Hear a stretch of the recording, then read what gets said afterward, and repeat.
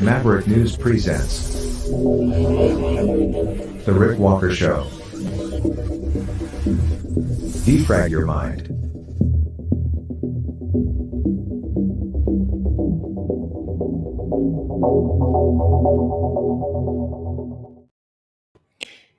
Nuclear weapons, a possible civil war at the U.S.-Mexico border, cannibal frogs, and sex, including a Taylor Swift sex extravaganza online. I mean, does it get any better than that for a news program?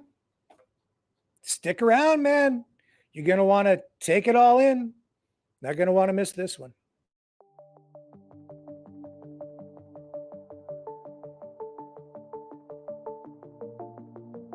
Greetings, brave Mavericks. Our quest for truth continues. We go beyond fake news. Together we expose propaganda. Together we pull others out of rabbit holes. We are maverick thinkers.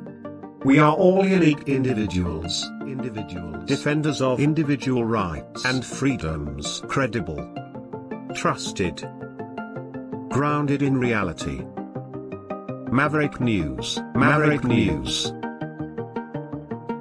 defending free speech, Donate at freedomreporters.com. Do it now. Tomorrow may be too late. Maverick News. The world is watching.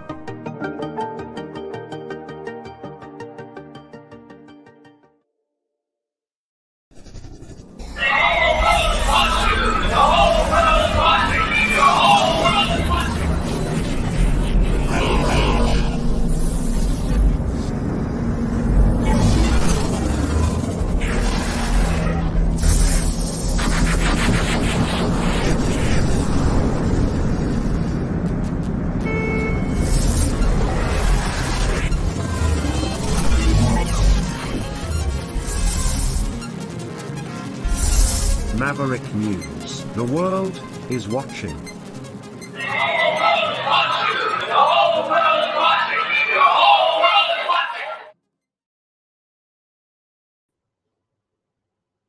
And why wouldn't the whole world be watching? It's like the world is on fire. We're going to cover a lot of stuff tonight, man. I don't even know where to begin because every story is like a top story and it just gets weirder every day. Cannibal frogs. We're going to get into cannibal frogs. It's a real thing. Yeah. But first, let's talk about something sort of serious, pretty serious. The International Court of Justice has told Israel that they must prevent genocide in Gaza. That's the ruling that came down today. So this is breaking news. This decision made with a vote of 15-2 that there is plausibility to South Africa's claims that Palestinians require protection from genocide is very damaging to Israel. However, the ICJ did not take action to enforce or try to create, what's the right word? The ICJ did not come out in favor of or to support an immediate ceasefire. So South Africa and those who support a ceasefire did not get what they wanted in that way. The court did use the word desist in its decision today, which would have also indicated that it believed genocide was actively taking place. But this order repeated on several occasions that the decision was not a determination on the merits of South Africa's allegations of genocide. And these are provisional measures that do not indicate how the ICJ might rule in this case over a longer period of time, because this is not an ultimate ruling on accusations of genocide in Gaza by Israel against Palestine. Israeli Prime Minister Benjamin Netanyahu says the decision not to grant the order for Israel to declare an immediate ceasefire meant that it had rejected South Africa's claim that it had no right to self-defense against the October 7th attack committed by Hamas, which of course did spark this war. So the war of words continues as the kinetic war in Gaza itself continues, as escalation continues, destabilizing further the entire world and taking us closer and closer to a possible broader Third World War, and taking us ever closer to the risk of a nuclear conflict. And if you don't think that the threat of a nuclear conflict is real, well, you might want to just pay attention to what I'm about to show you here. Because the US is going to station nuclear weapons in UK's RAF Lakenheath for the first time in 15 years. Here, let me show you this story just breaking and spreading now through various media outlets internationally. Just coming up with headlines online about this now. Breaking story, this from the US Sun, saying the US has plans to station nuclear weapons in the UK for the first time in 15 years as the threat of World War III with Russia increases. Blockbuster documents from the Pentagon reveal that the US is set to store the weapons at RAF Lakenheath in Suffolk.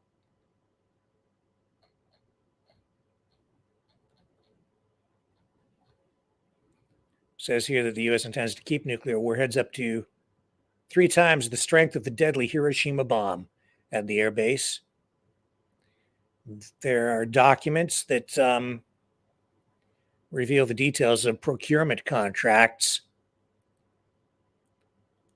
The United States got rid of their nuclear missiles in the UK in 2008 at the end of the Cold War.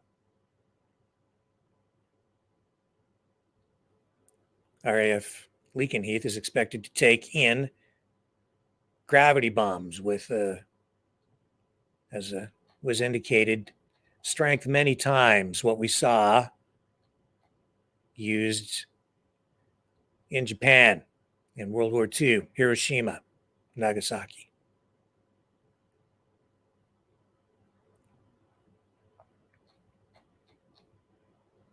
So I don't know It's all crazy, but it's happening. The other thing that's crazy is what's going on at the U.S.-Mexico border. See, the state government, under the direction of Governor Greg Abbott, has been installing razor wire and barriers along the border to stem the flow of illegal immigration, or depending on how you look at immigration, some would say irregular. I would say illegal, which is to say that immigrants are flowing over the border illegally without proper paperwork, without proper process, without proper applications. They're not U.S. citizens, and they are flooding into the country. Those opposed to that are being now called border extremists. So if you believe in enforcing U.S. law, and if you believe in requiring people to check in at the border before coming into the country, and if you're going to stay to go through a process to become a U.S. citizen, or to obtain a proper work visa or whatever, if you don't believe in that kind of process now, I guess they're calling you a border extremist. True thing. And it's coming to a head down there because earlier this week, there was a court ruling giving federal forces through the Biden administration the authority to go down to Texas and remove the very barriers that the state government has been installing along the border. This is setting up a head-to-head clash between government forces. Some would say it almost looks like could be a prelude to some sort of more serious kind of conflict, possibly even a prelude to some sort of civil war. I hate to even utter those words, but it seems that could be an actual real concern. And in this new post from Tucker Carlson on X, formerly known as Twitter, he interviews in a telephone conversation Governor Greg Abbott, who in the course of talking about this pending clash between two levels of government, the word Canada came up, got my attention, especially in light of all the back and forth and the soft talk about possibly liberating, or in some cases, depending on who's saying it, invading Canada. Three main players in that regard: Lieutenant Steve Rogers, Jackson Hinkle, who has repeatedly said that the United States should take over Canada, and Tucker Carlson himself, who even before coming to Canada, as you know, phoned the Prime Minister's office and said, yeah, I'm coming up to Canada to liberate your country, Justin. I'm paraphrasing, but he did. Then I called the Prime Minister's office and I left a message. I said, hey, Mr. Prime Minister, what are you going to do about Tucker Carlson coming to Canada to liberate the citizens from you? And I haven't had a response from Justin Trudeau yet. It was a serious question, actually. And even though I think people are looking or not really hearing what he's saying, or if they are, most people are not taking it that seriously. But as things ramp up, I'm beginning to think that there might be a certain level of seriousness to it. And here's a little bit of the conversation with Governor Greg Abbott on the Tucker Carlson program, uncensored. In our arsenal to defend our state. Of the couple of dozen Republican-led states who've pledged support for you, How many do you think would send National Guard to Texas? I'll be shocked and disappointed if almost all of them do not send. There have been about 10 so far that have sent National Guard or other law enforcement. They now are joined together with us. And this is a fight for the future of America, and they all know it. And so I believe that they will all be in on December. It's just a remarkable moment. And I know you're heading out, but my final question is, how do you see this resolving? What happens next? Well, Texas is going to continue to expand the border barriers that we are erecting, the razor wire that we're putting up, and to continue to gain control of more land over the coming months. I believe, however, that this will all come to an end on January the 20th of next year, because I believe a new president will be sworn in, a president who will actually enforce the immigration laws of the entire country, not just the Texas border, but New Mexico and Arizona and California and the Canadian border also. And we will have safe and secure borders once again, because we will have a president who actually will enforce the laws of the United States of America. But in the next year, are you concerned about any kind of conflict between state forces, whether state employees or National Guard, and federal forces? So, Tucker, all we can do is be as prepared as possible, deploy as many people as possible, do as much as possible to put up more border barriers and deny illegal entry. And our head is down. We're working hard, regardless of what the Biden administration is doing. Governor Greg Abbott of Texas joining us now from India. Thank you very much. And he is traveling. Greg Abbott is in India. Greg Abbott on the Tucker Carlson Show. And this show will continue on the other side of this. Feel the vibrations.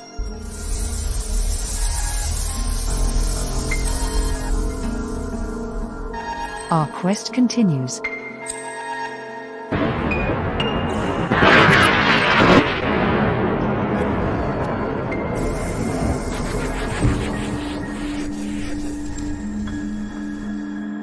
The truth is out there.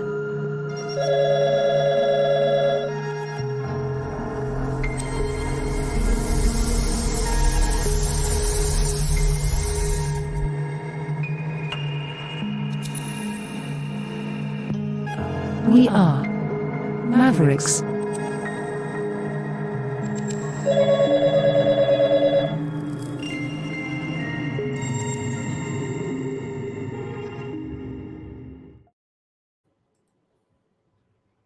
I'm back.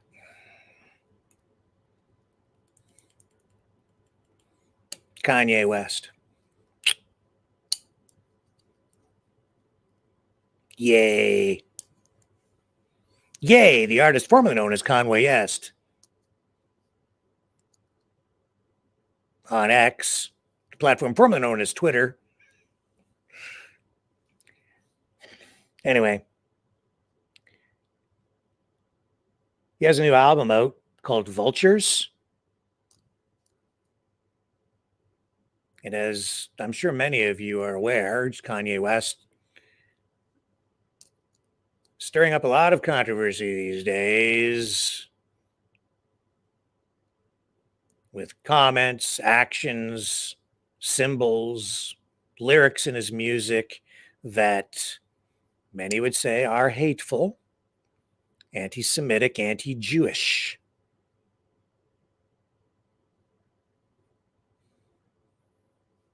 And this ties in, of course, to everything going on in Israel right now, in Gaza. So he dropped this new album, and you know what? I reference it here, but we're gonna come back to this story because I have a special treat of sorts tonight that I'll engage in very shortly. I have a series of stories that I want to share with you in a different sort of way tonight. So I'm going to save this because this story actually pops up in the middle of that. So let's circle back. I hate that phrase. Let's circle back. The former White House press secretary was always saying that stuff. was always using that. Oh, a man who ran a dogfighting ring with more than 50 dogs training at his property has been sentenced in Ohio. Oh, that's nice. So this guy was running a dogfighting ring from his residence. More than 50 dogs on his property that he kept. 40-year-old Michael Valentine of Bidwell, Ohio, in 2019 was when this investigation actually began or something. And a dog attacked a small child who was living with him, according to a press release from the Department of Justice. So that's when I think they first became aware of what he was doing there. And so they executed a search warrant and they seized some 40 dogs. They've also recovered numerous items of dogfighting paraphernalia, treadmills, veterinary supplies, on and on and on and on and on. Oh, they also found drugs, including fentanyl, on his property. Oh, that's real nice. For a while here where I lived, this is some years ago, there was a dogfighting ring that was taking place, and it was very secretive. People would go there and bet on these dogs. And the larger story that erupted from it was that there were all these dog thefts. Dogs were just disappearing. People's dogs out of their backyards or out of their cars if left for a few moments in a vehicle. And people couldn't understand what was going on. And it became more and more of a problem until finally investigators with the local police service figured out that there was a dogfighting ring going on. And these guys who were running it were stealing people's pets and using them as sacrifice to sacrifice to these dogs that they were training to fight, so that they could rip these docile pets, poodles or whatever they would steal, so the fighting dogs would get the taste of blood. It was just a disgusting story. A brutal sport. Terrible.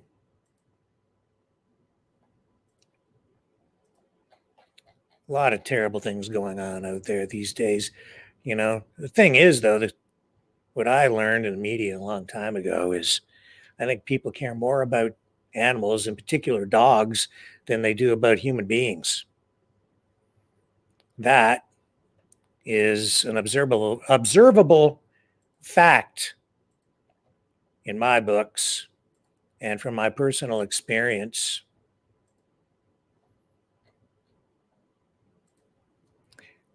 Oh, and I did promise you a Taylor Swift sex extravaganza, and that is what is happening online. In fact, there are deep fake sex pics of Taylor Swift circulating online tonight, and it is becoming a huge story. Here's a mainstream media article about it. Deepfake explicit images of Taylor Swift spread on social media. Her fans are fighting back. This is news? I would think, I haven't seen any of these, honestly. I'm not lying. But I would think this is probably something that's been going on for quite some time. Pornographic deepfake images of Taylor Swift are circulating online, making the singer the most famous victim of a scourge that tech platforms and anti-abuse groups have struggled to fix. So all the Swifties are mobilizing, apparently, launching a counteroffensive on the platform formerly known as Twitter, X, and a Project Taylor Swift hashtag to flood it with more positive images of the pop star. We must defend Taylor from the porn flood online on Elon Musk's X. So some of these accounts are being reported. I don't know if any of the stuff is coming down. I'm not going to show you any of the pictures, obviously.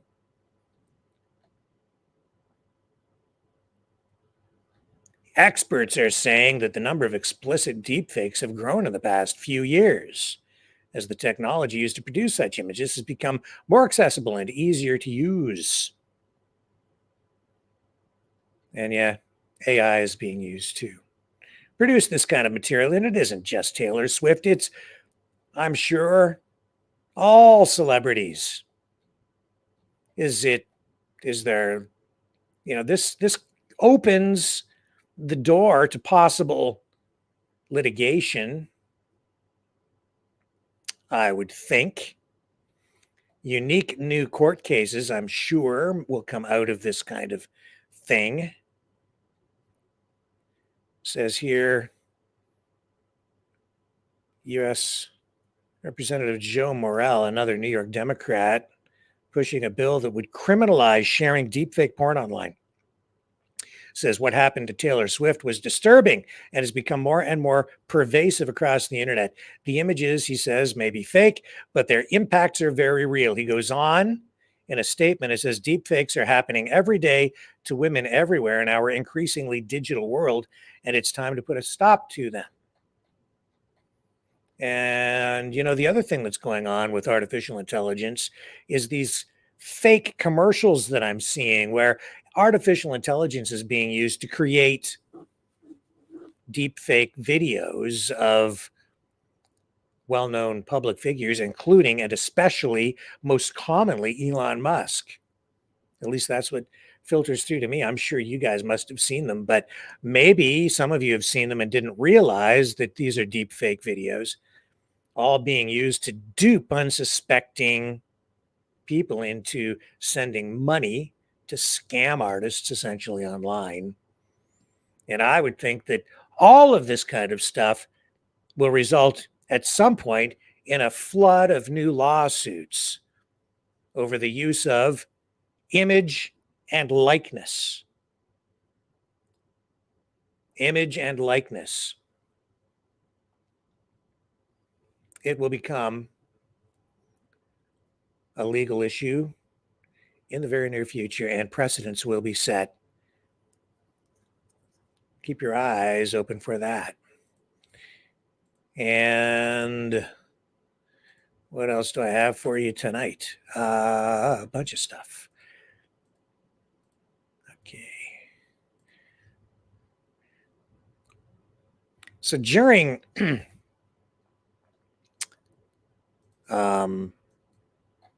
Justin Trudeau's address to his caucus this week, he referred to a couple of conservative members of parliament. And in one case, he referred to Jamil Jivani, who is a former radio talk show host, journalist, and hopeful conservative. He would like to be a member of parliament. I don't believe he's a conservative MP yet, but he referred to Jamil Jivani as a twofer. I don't even really know exactly. I suspect I know what it means, but it seems like it's probably something racist. Anyway, there is a reaction from Pierre Poilievre and Jamil Jivani. So Justin Trudeau, it says here in this post from Pierre Poilievre, says Justin Trudeau called conservative candidate Jamil Jivani a twofer, another racist comment from a leader who has an ugly racist past. So let's listen to Jamil Jivani's response, which we have for you here tonight. Justin Trudeau is talking about me today. Now, during a speech to his Liberal caucus, Trudeau referred to me as a twofer. And now, Pierre Poilievre's new candidate in Durham is a twofer. Now, I'm not exactly sure what that means in reference to a human being. I'm also not sure how the Prime Minister has time to be name-calling when he should be trying to save his failed administration. But I thought I would take this as an opportunity to introduce myself, since you certainly can't take Justin Trudeau's word for it. I'm recording this video where I live, the place I rent in Oshawa. I've lived in Durham region for years.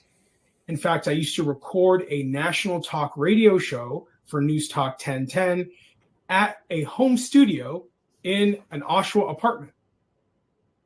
My sister, her husband, and their very cute golden doodle also call Durham region home. This is a place that I have planted roots in. It's a place I care about.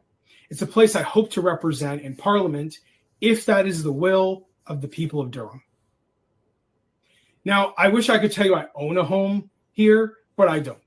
I'm a renter because, like many Canadians my age, I can't afford a home. I can't afford down payment and mortgage payments. It's just, after 8 years of Trudeau, just can't do it. And that's one of the reasons I'm running for office, because we need generational, transformational change. We need meaningful change in this country after the damage that Trudeau has done. In my 36 years, I have crammed in a lot of life experience, I assure you. I've been a writer for the National Post and the Toronto Sun. I wrote a book called Why Young Men, about the challenges that boys and young men are facing in modern society. And I survived stage 4 non-Hodgkin's lymphoma. Just 2 weeks ago, I was officially declared cured of cancer. It has been a long road, 5 years of remission to get to this point. But I'm here because I'm a fighter. And when I say that I'm going to fight for the people of Durham, I mean it. It's not just a choice I make to be a fighter. It's in my DNA. My mom is a fighter. She raised me and my younger sisters primarily by herself. She fought every day to make sure we had what we needed to get through life.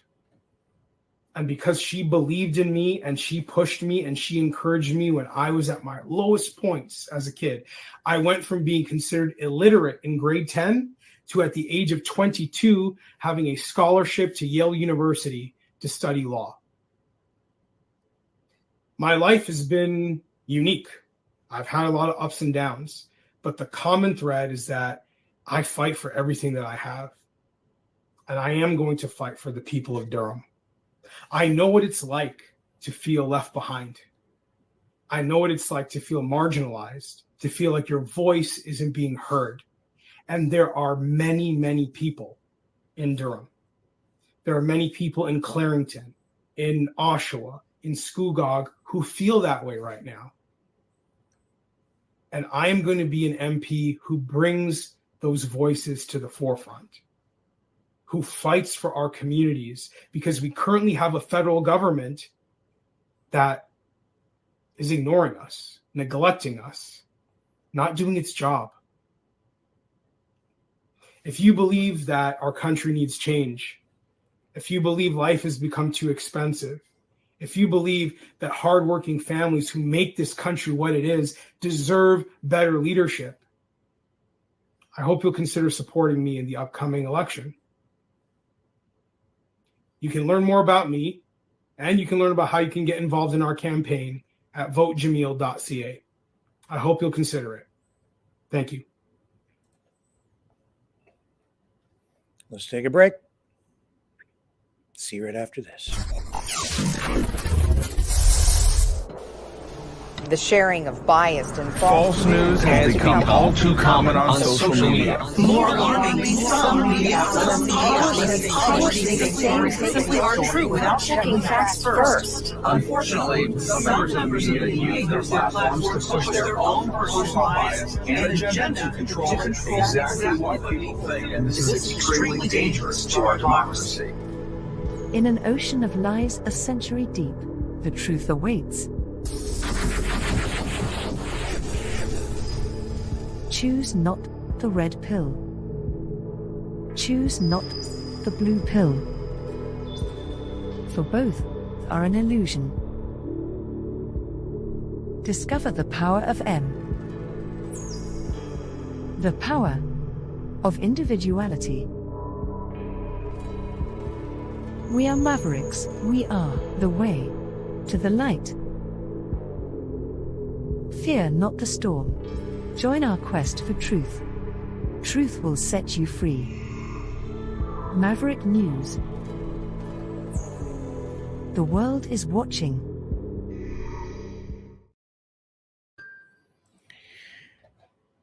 So we this week saw the first execution of a prisoner on death row using nitrogen gas. This guy, Kenneth Smith, executed by nitrogen hypoxia. This was the second attempt by Alabama, the state of Alabama, to execute him. They tried to do it before using a lethal injection. It didn't work.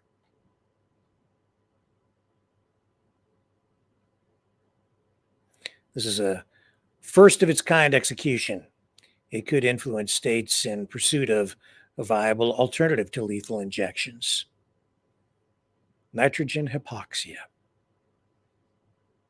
He was strapped to a gurney and then was made to breathe nitrogen gas through a mask apparatus that deprived him of oxygen.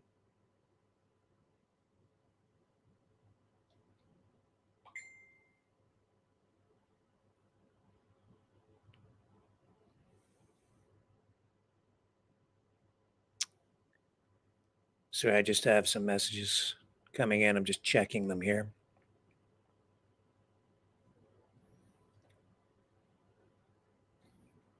And before being executed, he said, "I'm leaving with love, peace, and light. Thank you for supporting me. Love all of you." He was executed at the William C. Holman Correctional Facility in Altmore.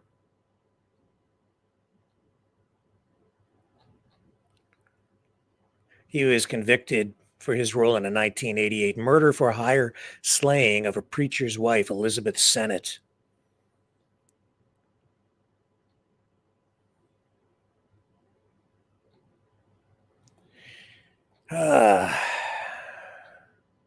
Enough of that.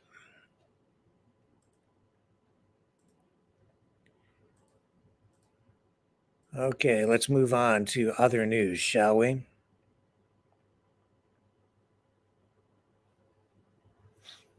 Leo is messaging me here. He's just saying that I should ask everyone if people have heard from Pam, because she hasn't been heard from for a while. So I don't know if you happen to know where Pam might be, or if anyone has heard from her. Maybe leave a message in the chat. I don't know. So yeah, this situation at the border too, it's ramping up, and we are seeing tonight they're actually volunteer militias from, apparently, and these are just reports that I have not been able to confirm, but I'm seeing this online. Reports of militias from at least 25 states traveling to Texas in support of the National Guard. Here, I'll show you this post. This is not from Donald Trump himself. It's from an account using his name. It's called Donald J. Trump News on Twitter. So they're posting this.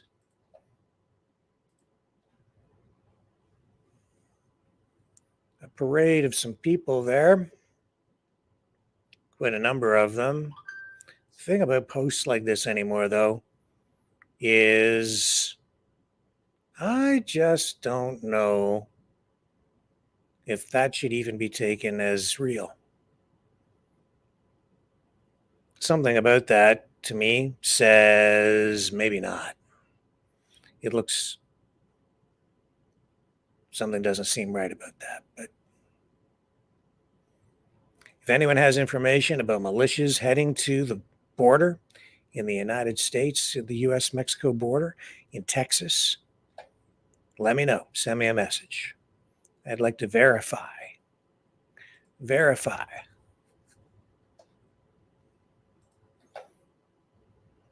Because I'm just not quite buying it. But we do know that razor wire is still up along that contested section of the U.S.-Mexico border.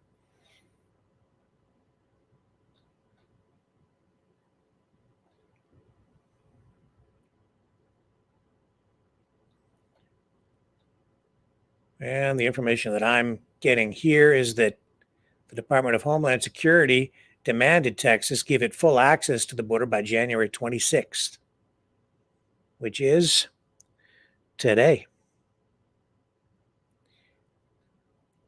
And that is according to a letter that has been obtained by some media outlets.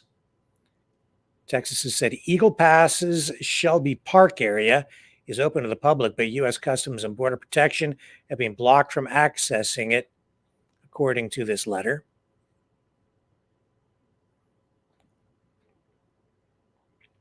No timetable on removing the razor wire down there, though. So, as you heard in that interview with Tucker Carlson, or that portion of the interview that we played, this is an ongoing developing story.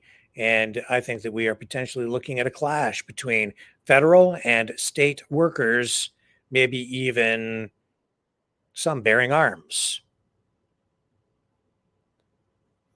And Anastie has just messaged in and says that she is speaking with Pam right now, and she is A-OK. So all is well, folks, on the Pam front. And Texas Governor Greg Abbott says, in his words, quote, in a post on X, the platform formerly known as Twitter, "This is not over. Texas razor wire is an effective deterrent to the illegal crossings Biden encourages. I will continue to defend Texas's constitutional authority to secure the border and prevent the Biden administration from destroying our property." Interesting, too, how Abbott referenced in the interview with Tucker Carlson, Canada, saying that they need to secure the Canadian border as well. And I know that there are concerns, national security concerns on the U.S. side about Canada. Why is that? Well, I'll tell you why. And this is something the mainstream media really doesn't talk about at all. I'm not really hearing too much talk about it. We hear a lot of talk about Chinese influence over Canada's political system, the politicians, corruption, capture, Chinese capture of government institutions, companies, non-governmental institutions as well. Chinese influence in Canada growing. And we have seen that Justin Trudeau has stated publicly that he admires China's basic dictatorship.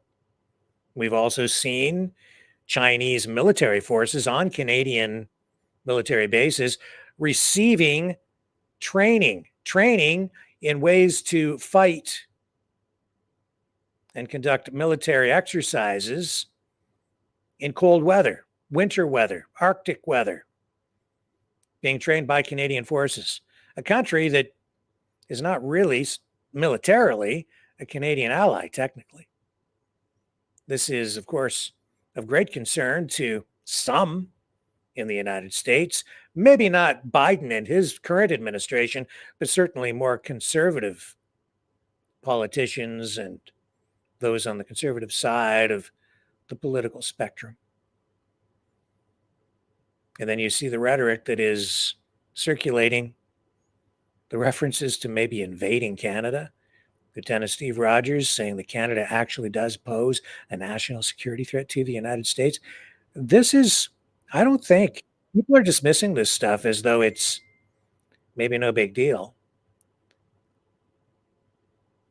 Anastie says Pam had to go in for gallbladder surgery. I hope we're not sharing any personal information that we shouldn't be, but this is what she is sending here, apparently, so that everybody knows she's okay. But she's at home resting after her operation, and everything looks like it's going to be okay for Pam. Back to the story at hand. Yeah, a lot of people think this is all tongue in cheek or some sort of a joke, but they keep repeating it over and over and over again. I don't think it's entirely a joke. There's something more going on. I think that is clear. Whether it's just to fake Justin Trudeau out or what it is, but there is some larger political motive behind the repeated calls to take some sort of action against Canada, or at least the current Canadian government, to liberate and save the Canadian people. I've never seen anything quite like it in my lifetime. I think what we're doing is we're kind of backpedaling, regressing to the kind of relationship or scenario that was in place before maybe the War of 1812. And I think with all this talk too about Canadian separation, the separatist movements gaining momentum in Canada, I think that plays into it. No wonder the ruling Liberals under Justin Trudeau seem to be a little rattled these days. There's increasing instability politically in the country. You saw it in Alberta with Tucker Carlson's visit, a growing political movement very much opposed to everything Justin Trudeau is doing. And strangely, it's a new form of populism mixed with nationalism that is on display there. And yet I think overall, the undercurrent politically that we saw on display in Alberta this week with Tucker Carlson's visit was really more akin to the separatist movement, the Western separatist movement, because people there are so fed up, not just with what happened during the pandemic, but also with the way the province has been treated by the federal government, especially with respect to its land management and its resource management, especially oil and other resources like lumber and mining resources, maybe even eventually water.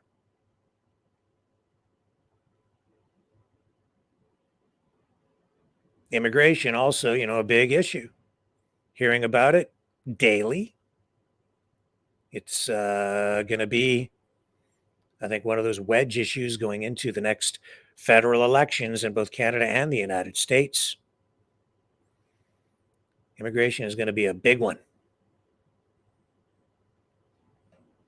Today, talking about the federal election in the United States, the presidential election, Donald Trump back in court, and I guess he stormed out of the courtroom today during the closing arguments in E. Jean Carroll's defamation damages trial.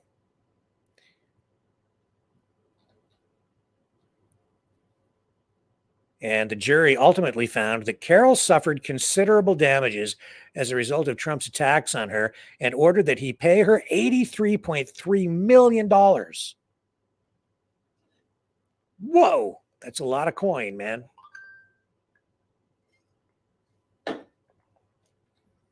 So that was the ruling today. So then as he walked out of court, Trump's lawyer said he thinks with his wealth and power, he can treat Ms. Carroll how he wants and will suffer no consequences. Trump, who's called Carroll sick and a whack job, among other things, went on to say he can't attack her, this is his lawyer, just because he feels like it. Or, sorry, that's what the judge said, I guess.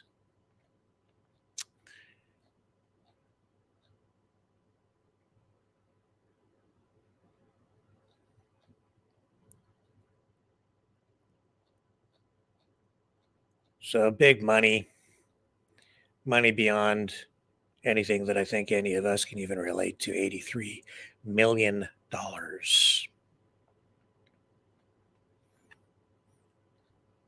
See, there was a different jury last year who found Trump liable for sexually abusing Carol in a New York department store, but stopped short of convicting him for rape. And Trump has called her at that time a whack job and said the whole thing was a hoax. He didn't go to that trial. He did attend this one, though. So that's the way things wound up today. And then I believe he was posting on Truth Social about this. And here's Donald Trump's reaction on Truth.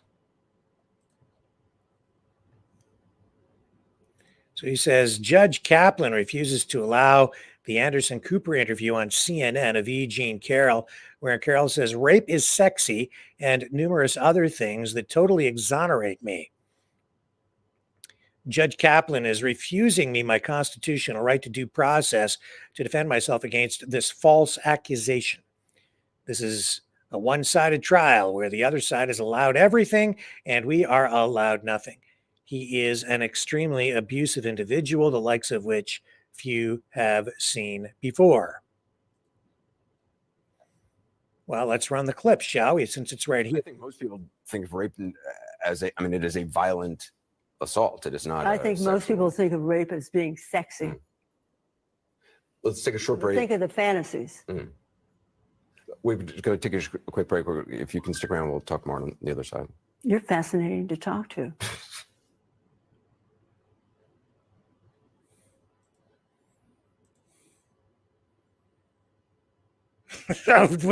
Well, yeah. You're fascinating to talk. What was that? Just so that E. Jean Carroll knows, Anderson Cooper is gay. So if you're looking for, a date or something, not likely to happen, as far as I know.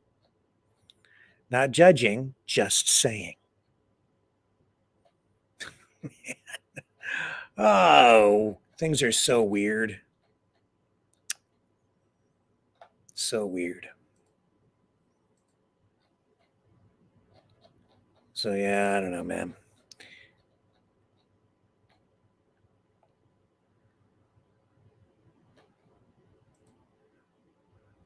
So that's hanging around Trump's neck as he continues his bid for the White House. A year away, less than a year away now from maybe another term with Biden or Trump gets back in. I think this next year is going to be one rocky road. I think there will be violence in the streets. I think that this thing is going to be so volatile that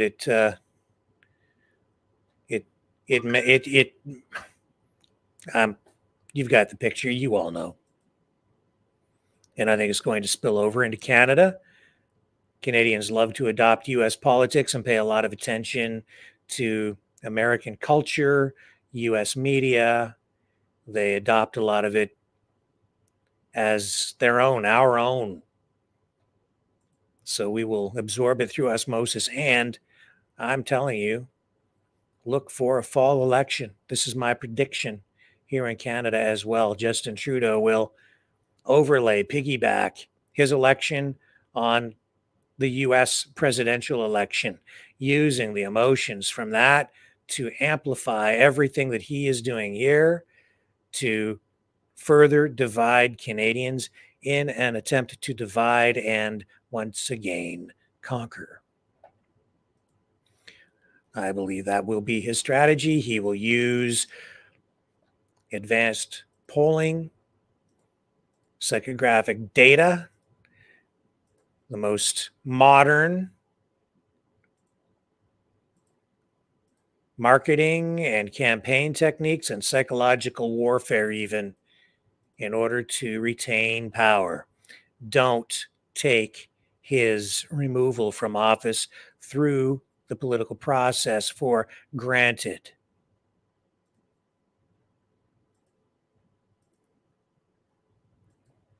There are a lot of people out there who support him still, a lot. regardless of what the polls are showing. And things in politics can change quickly, and the Liberals have a huge war chest, a giant machine, a political machine behind Justin Trudeau and their entire party, and they will use it. And it is powerful. They will not make it easy for Pierre Poilievre. They have not even begun yet. Okay, going to take another break. And then when we come back, I'm going to talk about this. The Globe. Epstein blackmailed Trump. And much, much more. This, I think, is going to be interesting.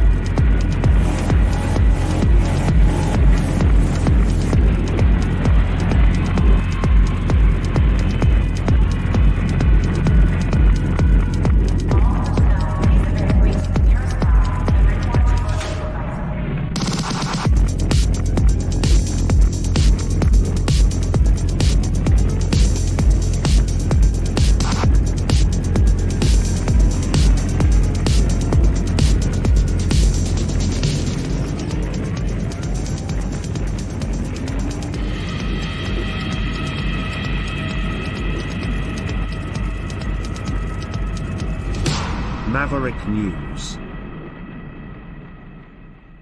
The world is watching. I went to the grocery store to get groceries. Along the way, I stopped at the bank, applied for a new line of credit, mortgaged my house again, sold my car, rented out my dog. I didn't have to chop off my left leg yet and sell it. But man, it was expensive today. And I didn't buy very much. But boy, oh boy, where have the dollars gone? Well, straight into the grocery store cash register. Swallowed up those dollar bills faster than I could make them. I'm exaggerating a little bit, but not much. It was expensive. Yet I was able to scrounge together a few extra pennies.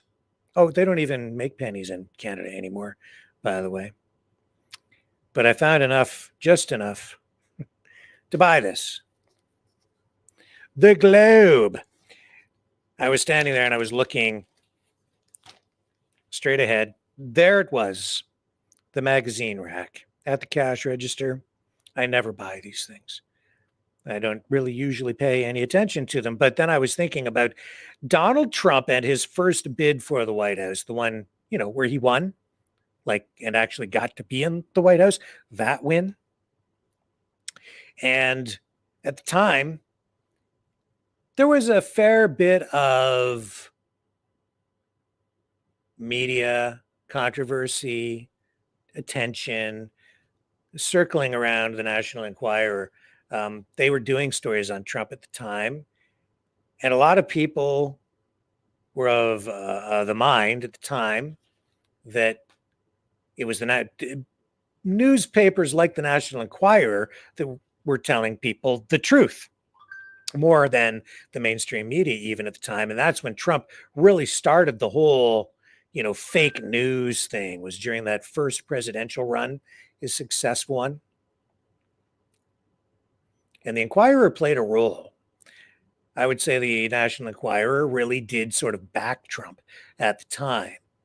And they even participated in what was then the story capture, if you recall, of Karen McDougal, the Playboy Playmate model that Trump had that affair with. Mainstream media tried to smear Trump with it. Anderson Cooper, who you saw right there, actually did that interview with Karen McDougal at the time. And I think they were hoping that it would do irreparable damage to Donald Trump, but it didn't work because she was just too sorrowful. She was, in my view, my assessment, she was in love with Donald Trump. And I think he might have actually had feelings for her too. It was clear it was not just some fling.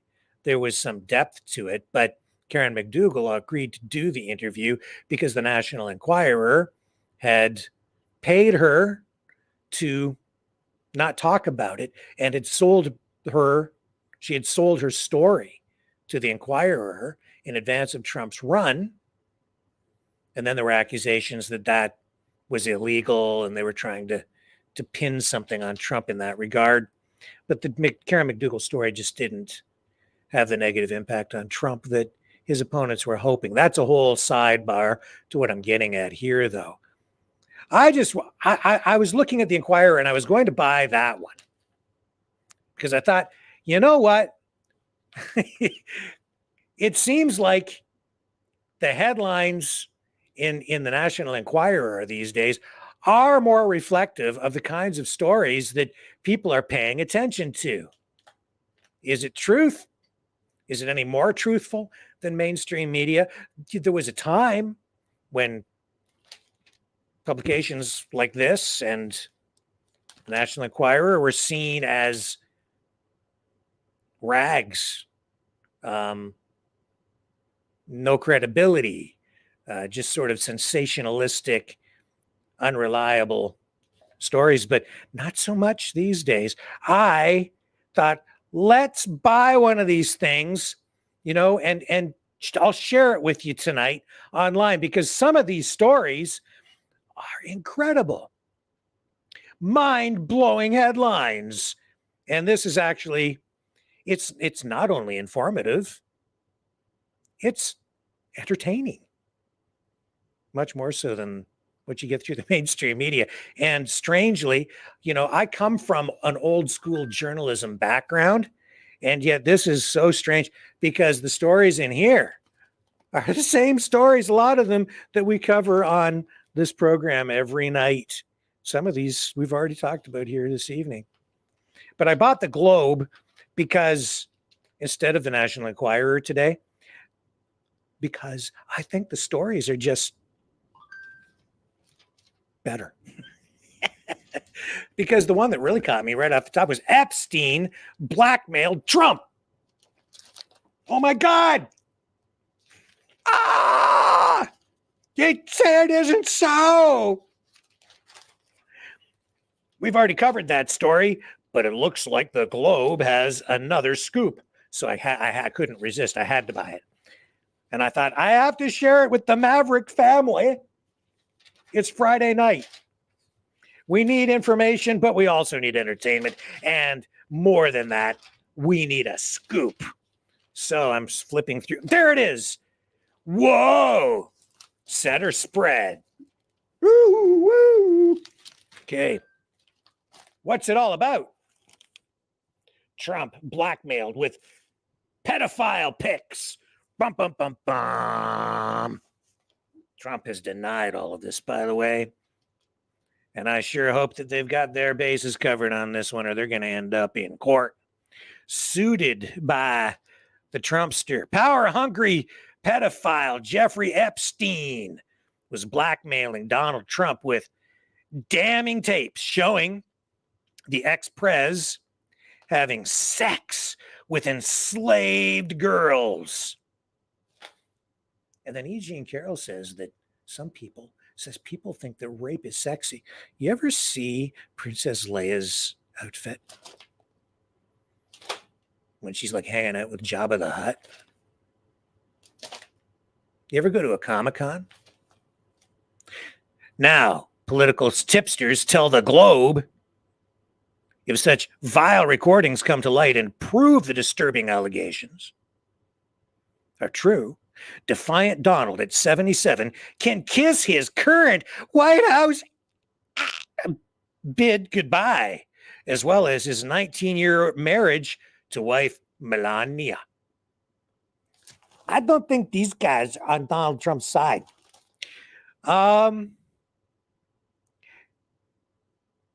Trump is going to deny, as he always has, and blame the fake news media for a slanted account, notes one insider who is unnamed. Anonymous sources, I guess. But if there is indeed video, photographs, or other evidence, his goose is cooked. So what they're saying here is, if there are videos, if there are pictures, Donald Trump's goose is cooked. If Epstein's sex slave, Sarah Ransom, one of many underage gals who say they were forced to bed the late financier and his influential pals, made the explosive claims in recently exposed emails written in 2016. We covered all this, but they've got the scoop. Her accusations were buried in a mountain of evidence from long settled defamation suit filed by fellow Epstein sex slave Virginia Roberts Giuffre against the depraved money man's imprisoned madam, 62-year-old Ghislaine Maxwell. Ooh, some of this language gets pretty titillating. Ransom charged an ensnared young friend whose name she did not reveal, repeatedly had sexual relations with Trump in Epstein's Manhattan mansion. According to her messages, Trump, who would later become president, gushed about her pal's pert nipples, which now it's just getting personal and explicit. I can't even say it on here. I can't tell you what he did with her pert nipples. He goes on and says, cover your ears if you don't want to hear it. When we were showering together, she showed me her nipples. They looked incredibly painful as they were red and swollen, and I remember wincing, Ransom wrote. The brunette blabbermouth also claimed Epstein taped the bedroom romps of his billionaire buddy, and that crafty creep also recorded former President Bill Clinton, businessman Richard Branson, and Britain's Prince Andrew in compromising positions with his harem. All of the men have denied the allegations, which Ransom later recanted. So she said, actually, she took it back. But we're reporting it anyway. She took it back. She said it wasn't true. But maybe it is, even though she took it back. Citing fears for her family's safety, and no such recordings have been publicly released by lawmen. It's probably just a cover up. Maybe, if they exist. If they exist and they didn't release them, that would constitute a cover up. If they don't exist and they didn't release it, it's probably, well, probably still a cover up. However, the FBI is sitting on a trove of unreleased evidence, confiscated after Epstein's arrest. And since the emails branding Trump a pedophile were made public by the judge early this month, Ransom has publicly insisted she only recanted her testimony after her family was threatened by Maxwell. Blah, blah, blah, blah, blah, blah, blah, blah, blah, blah. Okay. So that's it. Trump blackmailed with pedophile pics. But man, the stories just keep on getting better. We got William and Kate's brutal fights right over here. Oh, and also look at these headlines with the Epstein. Caught on video with young girls, it says. Was he? If that exists and we haven't seen it. Bizarre fetish in big, bold yellow for inflicting pain. Front. This is at the supermarket. Children can see this. Chilling threats against victims' kin. Kid.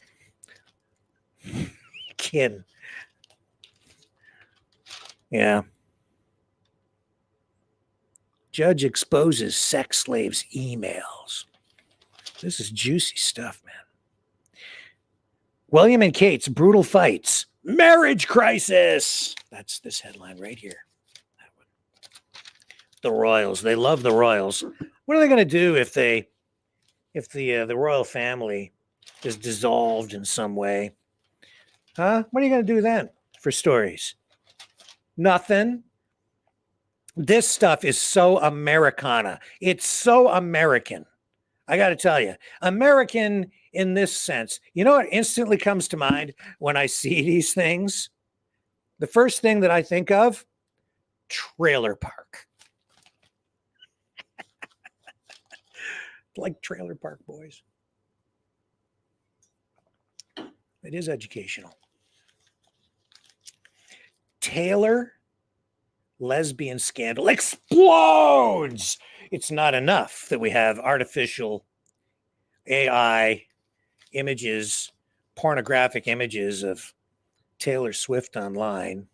No, we have a Taylor lesbian scandal exploding. Yeah, we've heard about it. But now the Globe has all the juicy tidbits, and I'm sharing them with you here tonight because Taylor fumes over lesbian firestorm. And there's proof, okay? I know that she said it's really nobody's business and it's an inappropriate question, but inquiring minds want to know. She's fuming over her lesbian firestorm. Livid over chatter, she's in the closet. Well, she can't be that much in the closet because they have pictures. Look at the colors. Pink, blue, off green, yellowish. A rainbow of colors. It's proof. Unequivocal, undeniable. And look up here, right here. Look at this picture they have. That one right there. Deny, deny, deny. It says right here, at a tour stop in New Jersey, Taylor Center welcomed gal pals Haley Steinfeld, Lily Aldridge, Gigi Hadid, and Lena Dunham on stage. She has gal pals. Definitely lesbian. Swift's Lavender Haze video stars transgender model Laith Ashley. Another more proof. Swift also boasts a close attachment to lesbian singer Brandi Carlile. More proof. Taylor is tight, it says here, with Cara Delevingne. I don't know who that is. I'm so old. Who has said she's attracted to all genders. Okay, all right, okay, all right. Swift and Carly Kloss were rumored to have dated. And there's a picture of them right there. Right there. Deny that. Can't. Jeez. But there she is hanging out with her NFL stud boy. What's that guy's name? Travis Kelce, whatever. I don't know. I'm not a football dude. NFL stud Travis Kelce is the Songbirds' current squeeze. Am I pronouncing that guy's name right? Whatever. He doesn't do anything for me. Oh, we'll get back to the cannibal frogs. Yeah, that's the other headline there. Cannibal frogs invade America. I put it on the thumbnail tonight. I thought, that's right up our alley these days. It's going to get even better, though. And, you know, I don't usually cover celebrity news, but I'm caving. There's so much that I just don't normally do. But tonight, I submit. I give up.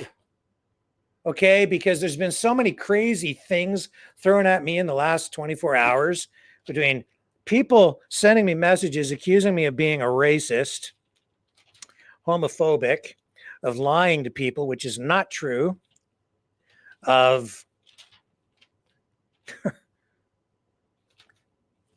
I don't know. It's just been weird. Whatever, man. People telling me to go F myself.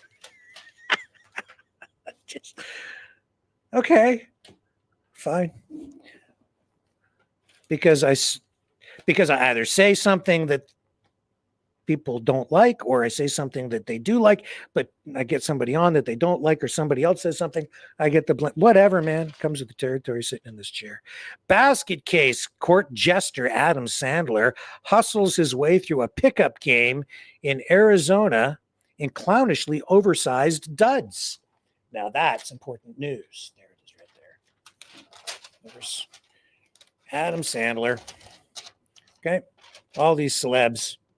And then look at this one right here. Going bust. Remember what I said? This reminds me of trailer park. Okay. Like, yeah, but who am I to talk these days? Look at the crap we cover and talk about on this program. But I'm sorry, it's not me, man. It's just reality. The news gets weirder by the day. That going bust thing, that's Christina Hendricks. And I don't know why it's news. This is just the best celeb photos every week. And they have a series of them here. And they just have buxom Buccaneers, babe. Christina Hendricks seems one breath away from popping her corset top. That may not be news, but it is one of the best celebrity photos of the week. Journalism school did not prepare me for this. No wonder we don't have more ratings. I just don't cover this kind of news. And obviously, this is what people want. Now, this one here really got my attention. You see this here? Who's that? I'm going to cover up the name. Okay. Who is that? Recognize that? Is that Hillary Clinton? Is that Hillary Clinton? Is it? Is that Hillary Clinton? About to pick her nose? No? No, it's not. Could have been. Maybe it is. Have you ever seen Melissa Gilbert from Little House on the Prairie and Hillary Clinton in the same place at the same time? I haven't. They're saying this is Melissa Gilbert. They're saying that she has ditched the dye to embrace her grays. Now that's news. Remember when Lisa LaFlamme of CTV News, the news anchor, ditched her dye and went gray? They canned her. The Wendy's came out and took their mascot, the Wendy's art, the girl, and they made her hair gray too to support Lisa LaFlamme. Anyway, let's move on, shall we, to even more interesting news. Jody causing new trouble in De Niro affair. Yeah, De Niro doesn't like Trump. He's like, F you, Donald Trump. Can't wait to see what he's going to say during this election cycle. He was pretty vocal before coming out against Trump. You don't like it. Where Robert De Niro's close friendship with former protege Jodie Foster has turned into a super sore point with his controlling baby mama, Tiffany Chen. Sources snitch the 45-year-old martial arts expert who gave birth to the 80-year-old Raging Bull star's daughter, Gla. I named her Gla, G-L-A, Gla. Just Gla. I'm going to call her Moon Unit. Just like Frank Zappa. Okay. Last April feels left out and annoyed by his socializing in general, but is especially miffed over Jodie, his friend since she was 12, and they co-starred in the iconic 1976 flick Taxi Driver. He picks and chooses which friends he wants to bring into the equation, but this one particularly gets on my nerves. Okay. Hapless Hoda hooking up with ex-Joel. Whatever. This one here, though, this one should be very concerning for all of us because there's no prenup for Love Happy, Patrick Duffy, marrying this year and putting $20 million on the line. So he's marrying this woman here, Linda Pearl, who's worth around $5 million and has been dating Duffy since the summer of 2020. And they're going to get hitched. And he's like, it's okay. I love you so much. I'm not going to make you get a prenup. I don't think he's Italian enough. Love-addled Patrick Duffy is planning to get hitched. See, I told you. Hitched, not married, hitched. To Linda Pearl this year without the safety net of a prenup. I think this guy, maybe we better have an intervention. Okay? Because pals of the widower Dallas star, 74, delighted he's found love with the 68-year-old Happy Days alum, but they think Duffy is deluded by not protecting his $20 million fortune, sources squeal. His buddies just think it's bonkers to go into a new marriage without the protection of a legal agreement, regardless of how much they love each other, dishes an insider, who shall remain unnamed. Very credible reporting. I'd say the standards employed by the Globe are right there with the New York Times. Unnamed sources. Few people ever go into a marriage thinking it's not going to work out, but divorce statistics prove otherwise. Yeah, you know what? Read a little further into this, and you might find some support for that assertion. Says here, Linda, who's worth about $5 million, has been married 4 times. Patrick lost his wife of 43 years, ballet dancer Carlson Rosser, to cancer in 2017. Patrick and Linda are telling everyone that this will be the year they marry, but they're figuring out the logistics first, like the where and when, how big they want it to be, and who to invite. But surprisingly, those plans don't include a prenup, spills an insider. Jesus. Do they ever talk to an outsider?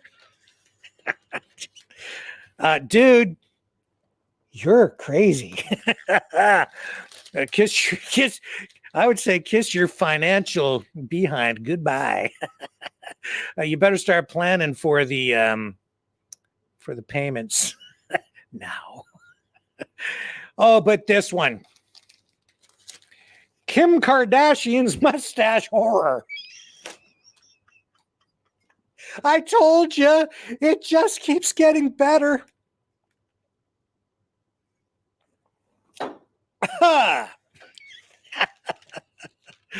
Oh, she just can't erase icky lip hair. Oh my God. I'm so glad I bought this. Worth every penny. Plastic fantastic Kim Kardashian is constantly nipping and tucking for the perfect bod. But the excess hair that keeps sprouting on her furry lip has the reality queen at her wit's end. Insiders tattle.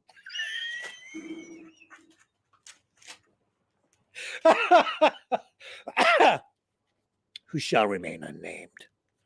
For if we were to reveal their identities, their lives could be in jeopardy. Insider assassinated for revealing the sordid details and the inside information on Kim Kardashian's mustache horror. The 43-year-old TV star triggered buzz about the manly mustache after posting a social media video that showed telltale signs of too much lip filler. Oh my, she's 43? Doesn't look a day over 43 to me. Oh, so much for the nipping and tucking. Oh, what to do about that? About those those terrible matriarchal mustaches. I don't know what to do. The insecure reality star is now obsessing over her fuzzy kisser, tattles the tipster, who shall remain unnamed. Having people online making fun of her is really upsetting and got her incredibly paranoid. The mole snickers, the mole, the insider, the tattletailer, who shall remain unnamed.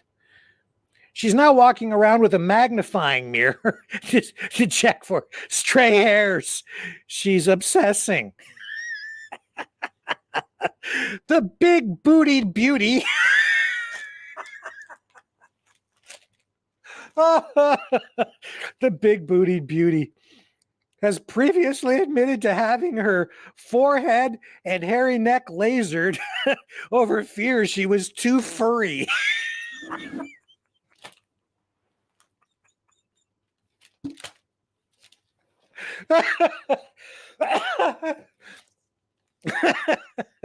The furry Kardashian mustache horror story coming up. It's a huge issue for her, tattles the source, who shall remain unnamed. She's naturally very hairy and used to wax every part of her face and body growing up. Laser hair removal is a lot more long-lasting, but not permanent. Every time she's satisfied with one area, hair sprouts up somewhere new. She just can't keep up. She just can't. She shaves here, it sprouts up over there. What is it? It's like she's like, hey, you ever see those grow beasts? You put them in water and they expand 10,000 times. Same thing with her hair, man. It's like if she gets wet, she just furs right up. She's like a chia pet.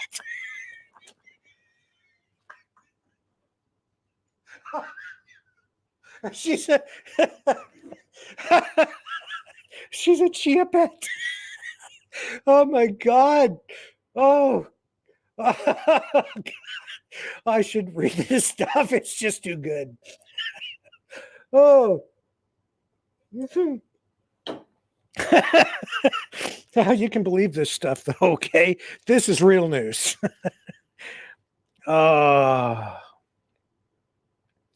Livid Elijah gives Cher the finger. I'm not reading that one.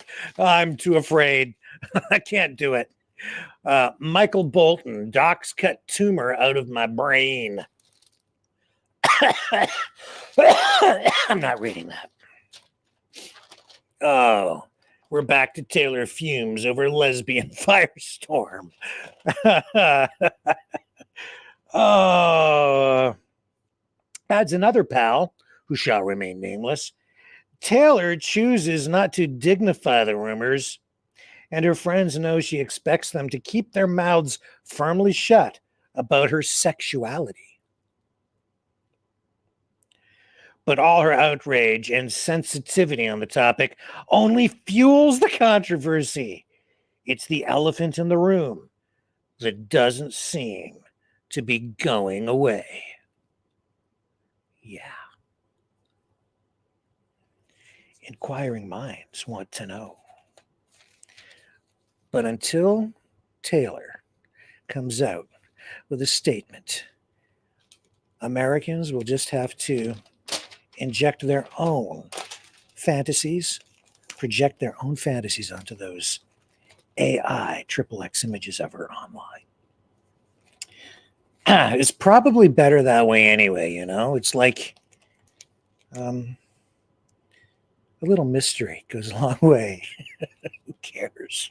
I just don't care. Oh, it's just so stupid. William and Kate marriage crisis. Prince William's fairy tale marriage to Princess Kate is hanging by a royal thread amid a behind-the-scenes battle over his control freak ways. Sources tell the Globe. They just say Globe. Sources that shall remain unnamed. Despite her smiling public persona, the 42-year-old future queen is so desperately unhappy at how William rules their family with an iron fist. She's threatening divorce, reveals a high-level palace source, who shall remain unnamed. Kate is at breaking point, dishes the royal insider. Oh, they're having terrible rows over almost everything, and their marriage is cracking under the pressure. It's been 12 years since the two walked down the aisle at Westminster Abbey, and the once happy marriage is said to have taken a nasty turn since Charles was crowned king, making William 41 years old, next in line. It goes on, Kate's heartbroken, blah, blah, blah. Oh, it's such a rough life, being next in line to be king. But then we just go to the next story, and this is so mainstream now that I don't even know what it's doing in this publication. Obama burying truth about UFOs. Bum, bum, bum, bum. Nee, nee, nee, nee, nee, nee, nee, nee. Refusing to release 30,000 documents in presidential archive. That Obama. Ugh. We need the truth. The truth is out there. Former President Barack Obama is covering up the truth about top secret U.S. government programs to reverse engineer downed UFOs at military encounters with alien spacecraft. Charge expert investigators, who shall remain unnamed. America's 44th chief executive recently revealed he didn't learn any earth-shattering info after ordering a top-to-bottom accounting of what Uncle Sam knew about UFOs shortly after becoming president. The truth is, he said, that when I came into office, I asked, is there the lab somewhere where we're keeping the alien specimens and spaceship? And they did a little bit of research, and the answer is no. Yet in 2015, the then Prez cryptically responded, I can't reveal anything about UFOs.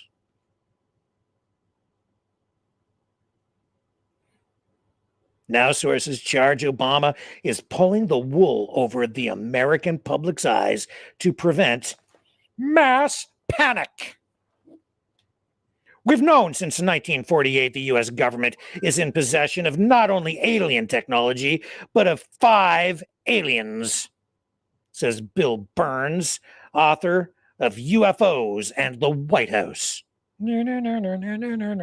Obama just won't admit it because he knows America is not ready for such a revelation. Obama's denials come on the heels of the bombshell revelation. His presidential archives contain nearly 30,000 paper and digital files. Not just paper, digital.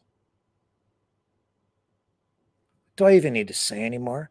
It's not just paper, it's digital, man.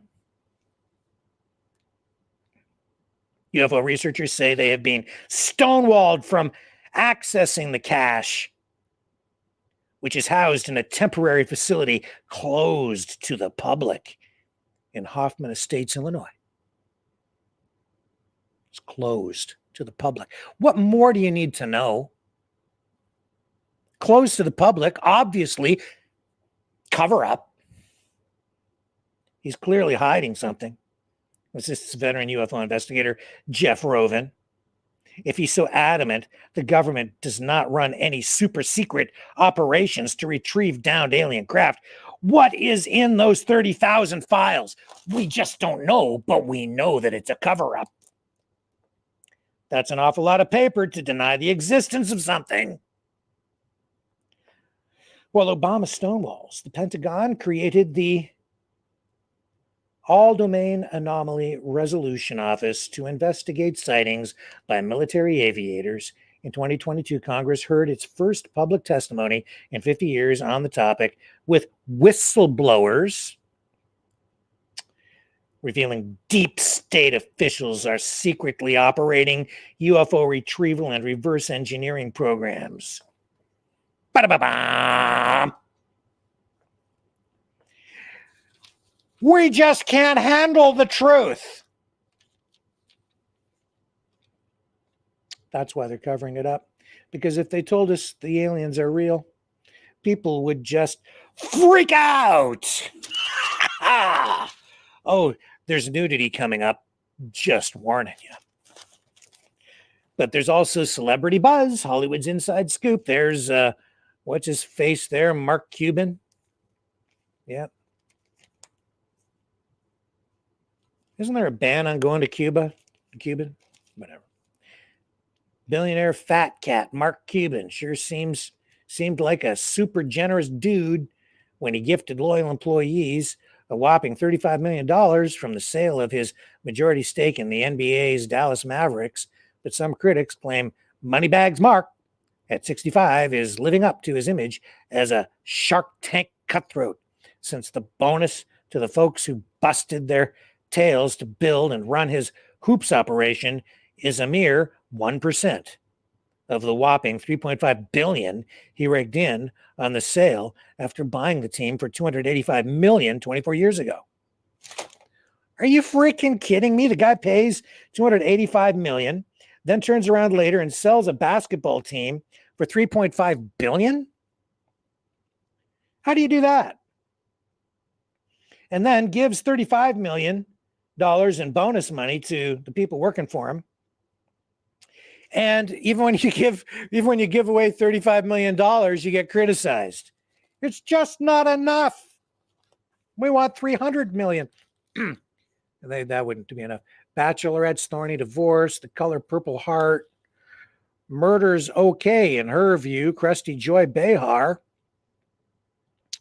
Yeah, I know Joy Behar. I don't watch. Krusty Joy Behar, she is crusty, and she apparently thinks murder's okie dokie. In a shocking declaration, The View blowhard squawked convicted murderer Gypsy Rose Blanchard had, quote, no choice but to kill her abusive mom. The now 32-year-old Khan pleaded guilty in 2016 for the fatal stabbing of her monster mom, Claudine D.D. Blanchard, 48, with her then boyfriend, Nick Godejohn. I don't hang out with these people, so I'm not really familiar with them. To avenge years of abuse, Gypsy, who was recently released after serving 8 years, told viewers, please listen to me, heed my words, that you are not alone in this situation. There are other ways out. I did it the wrong way.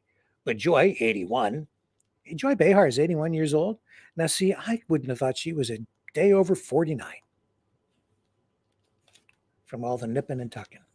And from the big furry lip. She's got a pretty nice stash too. Joy at 81 wasn't having it, insisting, no, don't say that. You had no choice. The deadly daughter replied it was still the wrong decision, and she'd paid her dues. Remind us to never cross Joy, it says here. No, it's okay. You really did need to kill your mom. It's all right. It's okay. No, really, it's okay. You can kill your mom. Oh, here we go. See I don't know. There's a theme developing here. Okay, because back here we had in the best celebrity picks of the week, going bust, right? Right there.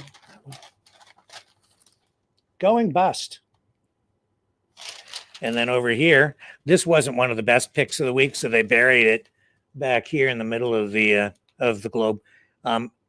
This one's busting loose. Don't. If you're underage, you better not be looking at this one. Okay? Because this is America's Got Talent judge Heidi Klum. And she does nothing to camouflage her bare boobs in St. Bart's. Are you ready? Flash. Made you look. They've got stars over her, so it's okay. And in Ontario, here in Canada, it's legal to walk around topless if you're a woman. It's the law. They made it thus. So you can walk around. It's not illegal up here. Can't be arrested for that. Equal opportunity for nipples in this part of the country anyway. That was decided a long time ago. Me personally, I keep my shirt on. I just don't want to get anybody too excited. Kelly admits she got tight. Kelly? Which Kelly? Kelly Clarkson. Newly trim Kelly Clarkson says her stylists have been only dressing her in tight shit. They put a little asterisk in there, but I'm just being real with you folks. That's what they wrote. They just left out a letter, put a star there and said, as though I don't know what they're getting at. But I've been around. Okay. I'm a man of the world. So she's only been dressing in her tight shit ever since she peeled pounds, and the new outfits might be a bit too little. The former American Idol winner at 41 joked to the audience at her Las Vegas residency she couldn't bend over to grab a drink because her jumpsuit was too snug. You know, these elite celebrities, they just make such sacrifices for us, don't they? They have such problems too. So difficult. Whatever to do. Her stylists just insist that she wear these things, and they're really just too darn tight. When she tried to bend over to pick up a drink, she said, "Dude, this is tight. Like, I lost weight."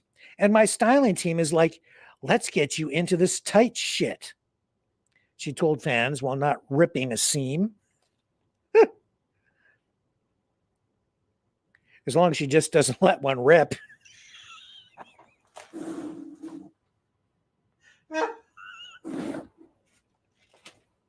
Oh, God. I'm sorry. Why am I doing this tonight? Because this is reality. Clarkson also stressed she lost weight under a doctor's supervision and didn't use the popular celebrity weight loss drug Ozempic that can cause serious tummy problems. Next. Oh, they have all these engagement splits. Now, this story should have been printed back here with what's his nuts? Yeah, Patrick Duffy and his new main squeeze, Linda Pearl. I don't remember what she was from. Happy Days. I don't remember what she played. Whatever. Okay, so this guy's got no prenup. She's been married 4 times already. He's number 5. Over here, this is a whole list of engagement splits and more. Broden Bowers, 25, proposed to his barely known girlfriend and Bachelor contestant Christina Mandrell at 28. After going public last month, he popped the question during the live Golden Wedding broadcast joint just minutes before. Anyway, a whole bunch of people split up. And just in the nick of time, because these are engagement splits. Oh, well, I just love you so much. I would like to marry you, spend like a whole life together till next week. Now, this is important here too, because this is about art and culture. Okay, this is fashion verdict. And you get to rate these, okay? And we have Rebecca Hall, Sherry Shepard, Morgan Fairchild from Falcon's Crest. I'm so old, I remember that show. The High Noon Firecracker, Maria Conchita Alonso. These women are, like me, getting old. I'm sorry. Shouldn't have said that. What do you think? Fashion verdict? Over here we have 1 out of 10 for Rebecca Hall. She got a 1 out of 10 for, I think that's actually kind of a nice dress. I like it. I like that. Probably the best of all of them, to be honest. But what do I know about fashion? And then Sherry Shepherd got a 3 because she spilled her lunch, or I think she might have stabbed someone with a butter knife, and the blood squirted on her chest. And then over here, probably her mom, since Joy Behar said it's okay to kill your mom. And then over here, you got Morgan Fairchild, looking pretty foxy there, Morgan Fairchild, with a 4 out of 10. Come on, she deserves better than a 4. And we've got Maria Conchita Alonso. I don't even recognize her. Do you recognize her right there, Maria? Remember her? Oh, she sure changed. Wow. And then this other woman, Devin Joy Randolph, the Tony-nominated Ghost Gal, scores a standing ovation for her flattering sequined fit. I don't like her outfit at all.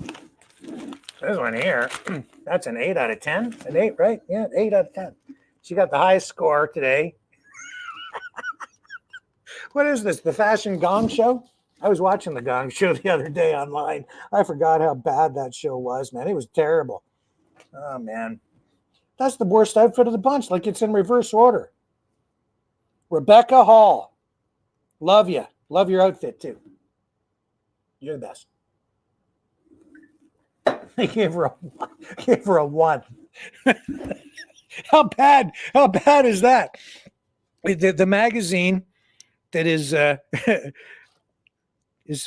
found most commonly in American trailer parks gives you a 1 out of 10 for your dress. That's the best you can do. Sorry, you suck. The Trailer Park magazine gives you a 1 out of 10. Remember when Marilyn Monroe and Jane Mansfield did the photo shoot in burlap sacks? No, you don't, because you're not old like me. Marilyn Monroe and Jane Mansfield, Howard Hughes, he had them pose for a photo shoot to promote a movie, as I recall. I could be getting the story wrong. I don't think so, though. He had them pose in burlap sacks because he said they would look good in anything. Was it both of them or one of them? I don't know. It was a long time ago, and I'm having a Joe Biden almost moment. At least I remember. Somebody posed in a burlap sack who was a super sexy mega model at the time. Priscilla's only surviving child bears drug hell. Reveals mom saved from $3,000 a month fentanyl addiction. How do you consume $3,000 worth of fentanyl every month and live? Am I losing the audience here? I don't care. Baywatch Nicole has breast cancer. Now this popped up the other day. David Soul from the 1970s. Starsky and Hutch, right? He died. TV cop died struggling for breath. David Soul. And strangely, there was a documentary about David Soul. Maybe not strange, because I guess he just passed away.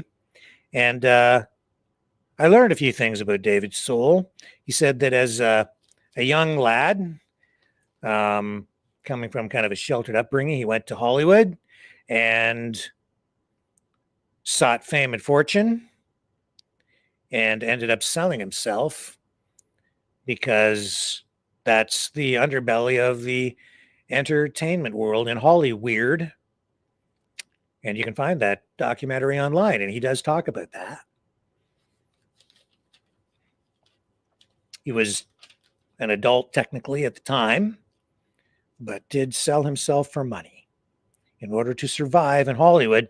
Eventually, though, gained some recognition, singing with a mask over his head. Kind of a weird start to a career in entertainment. Got that gig, landed that role on Starsky and Hutch. Skyrocketed to fame, had a singing career that went along with it, sold his rights, his royalty rights rather, to Starsky and Hutch for $100,000 back in the day. And as a result, wound up with no royalties to carry him over in retirement, and struggled financially and in many other ways as well.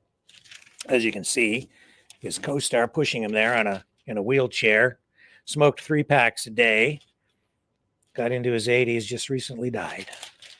Very tragic story about David Soul. Sorry to hear that he passed away. Britney ghosts music career. See, I told you, like, there's a serious story in the middle of the globe, and all these are actual real stories. And it's just, some of them are just the way they report them. It is kind of humorous. And that David Soul story is actually a pretty important story, because we are seeing a lot of serious issues coming out of Hollywood when it comes to sexual abuse and a variety of other issues as well. But yeah. Oh, Sally Field. Salty Sally Field reveals ex-boyfriend Burt Reynolds, who always insisted she was the love of his life, refused to be her date for the 1980 Oscars when she won Best Actress for the title role in Norma Ray. Do you remember when she stood up there and she said, "You like me, you really, really like me," in her acceptance speech? That was probably the last Oscars I ever bothered to watch. That was a famous speech by Sally Field at the time. I think that was the one where she did that. Sally, 77, insists her jealous Smokey and the Bandit beau, who died in 2018 at age 82, really was not a nice guy around me then, and was not going to go with me no matter what.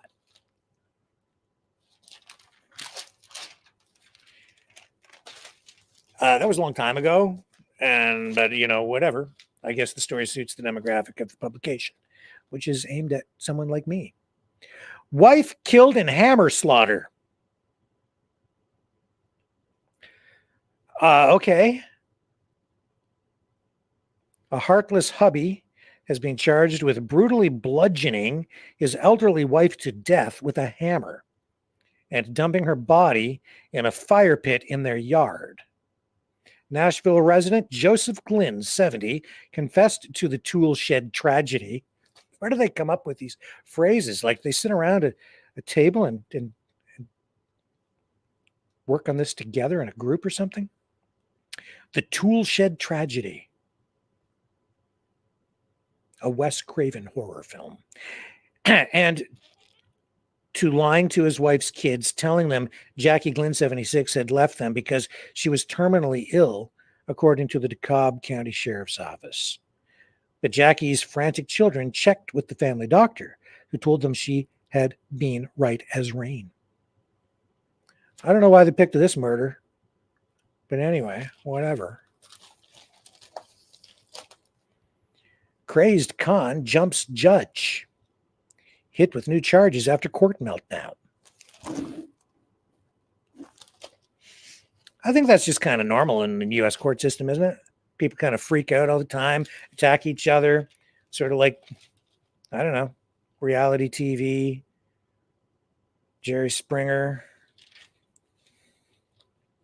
Geraldo Rivera, people punching each other and fighting. Yeah, I think that kind of normal for the U.S. courts. Neighbor collared for pet poisonings. See, and what did I tell you about earlier? The dog fighting ring. Now there's a neighbor collared for pet poisonings.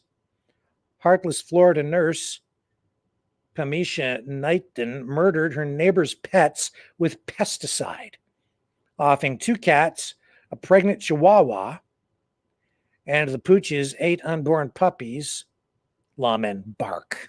What the lawmen bark? They don't just talk, these cops. They bark. What the hell? What kind of writing is that? Like, you're trying too hard. You know what? There's no name on this article. I wouldn't put my name on it either, sources say.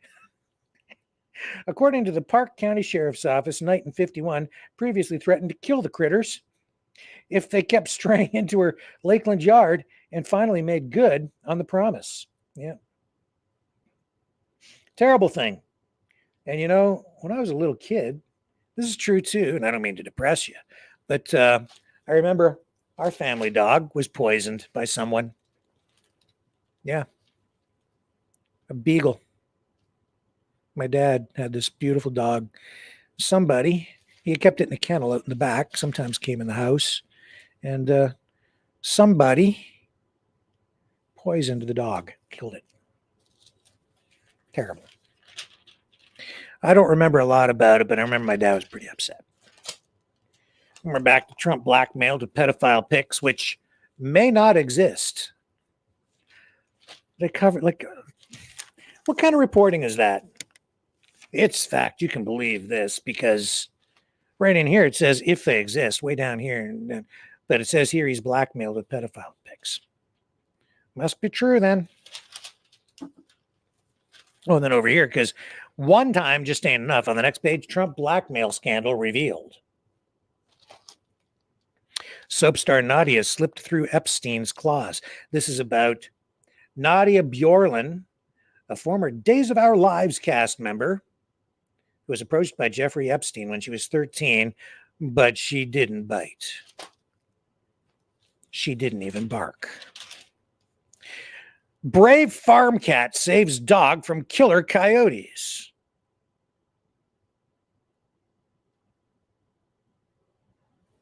So this is a story about brave Binks, the cat, that came charging to the rescue of a Havanese pup, fearlessly chasing off 2 coyotes and saving the North Dakota dog's life. Yeah. The heroic save was captured by an outdoor surveillance camera at the Edmond home of Lane Dyer, who didn't realize until he saw the footage why his dog Oakley had come limping home in a terrible state. So this cat chased away, and there's pics here from the surveillance camera, chased away the coyotes. When I was a kid, there was a cat across the street, and that cat crawled up in the engine of a van in the middle of the winter because it was outside during the night, stay warm on the engine, got caught in the fan belt in the morning, and when it came back about 2 weeks later, it ran away, all bloodied. It was the owner's own van, neighbor across the street. That cat came back so mean. It healed up and survived. I don't know how, but it was one mean cuss of a cat, and you couldn't go near that thing. It would hiss at you. It was ready to rip my throat out every time I went over to see my buddy there. My friend lived there. His dad. It was another story. But what's really, really, really, really disturbing is, I don't know if you can handle this story. I don't know if you can handle the truth. Alien cannibal frogs spreading across America. Of course. Of course they are. Alien cannibal frogs. Obama's covering up the aliens. Where do you think they came from? Probably the tunnels under the ocean that Tucker's been talking about. So these alien cannibal frogs, fiendish hand-sized Cuban tree frogs that ferociously attack and eat other croakers, are spreading across the U.S. at an alarming rate, prompting worried wildlife experts to urge Americans to kill the invaders on sight before they cause an ecological disaster. Panicked biologists at Georgia's Wildlife Resources Division have issued an all-points bulletin, putting the cannibals at the top of their most wanted list and marking the amphibians for immediate execution. I wonder if they'll be using nitrogen gas. The large leapers, known as cannibal tree frogs, are believed to have entered Florida undetected from Cuba, the Cayman Islands, and the Bahamas before they were first spotted in Georgia. Currently, the critters are breeding on Georgia's Jekyll Island, and we all know what Jekyll Island is about, don't we? Yes, we do.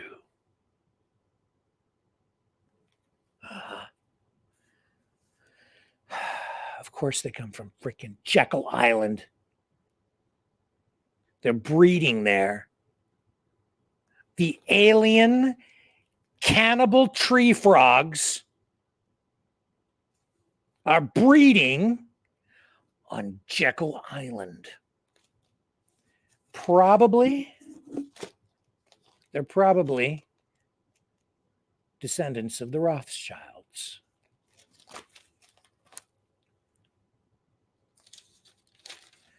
Of that, I have no doubt. And they're probably Freemasons, too. It's all part of an amphibious cabal to immerse us in the swamp. New procedure instantly lowers blood pressure. All you got to do is inject this thing into your urethra, and the next thing you know, they blow up a thing, and then they zap you, and your blood pressure goes down. The procedure is called death.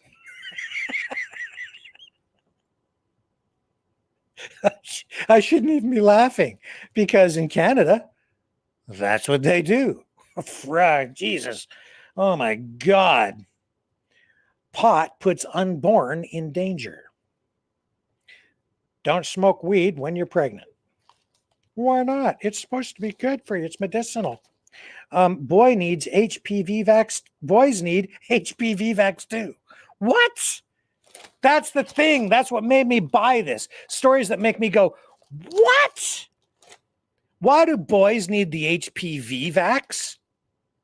1 in 5 men carry higher risk strains of human papillomavirus, HPV, papillomavirus, sexually transmitted infections associated with the development of deadly cancers. A team led by scientists at Catalan Institute of Oncology reached that conclusion after reviewing 65 studies conducted in 35 countries. The researchers say their findings support vaccinated boys as well as girls against HPV to reduce cases of cervical, vulva, and vaginal cancers in women and oropharyngeal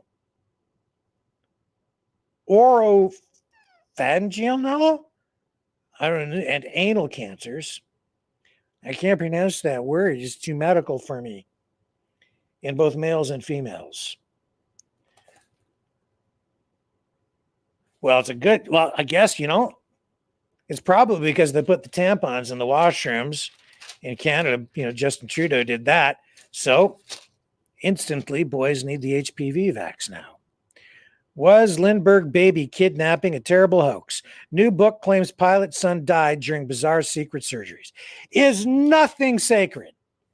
Charles Lindbergh flew across the Atlantic in the spirit of St. Louis. First dude to do it.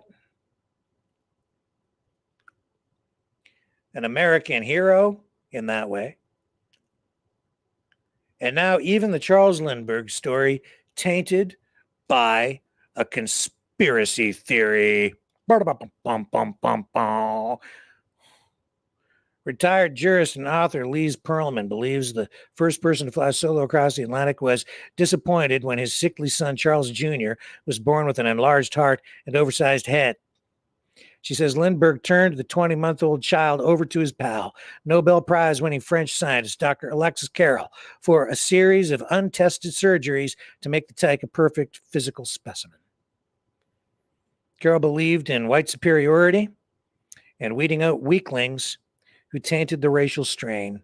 My theory is that the child, it's a theory, see, it's a conspiracy theory, and admitted thus, is that the child was operated on.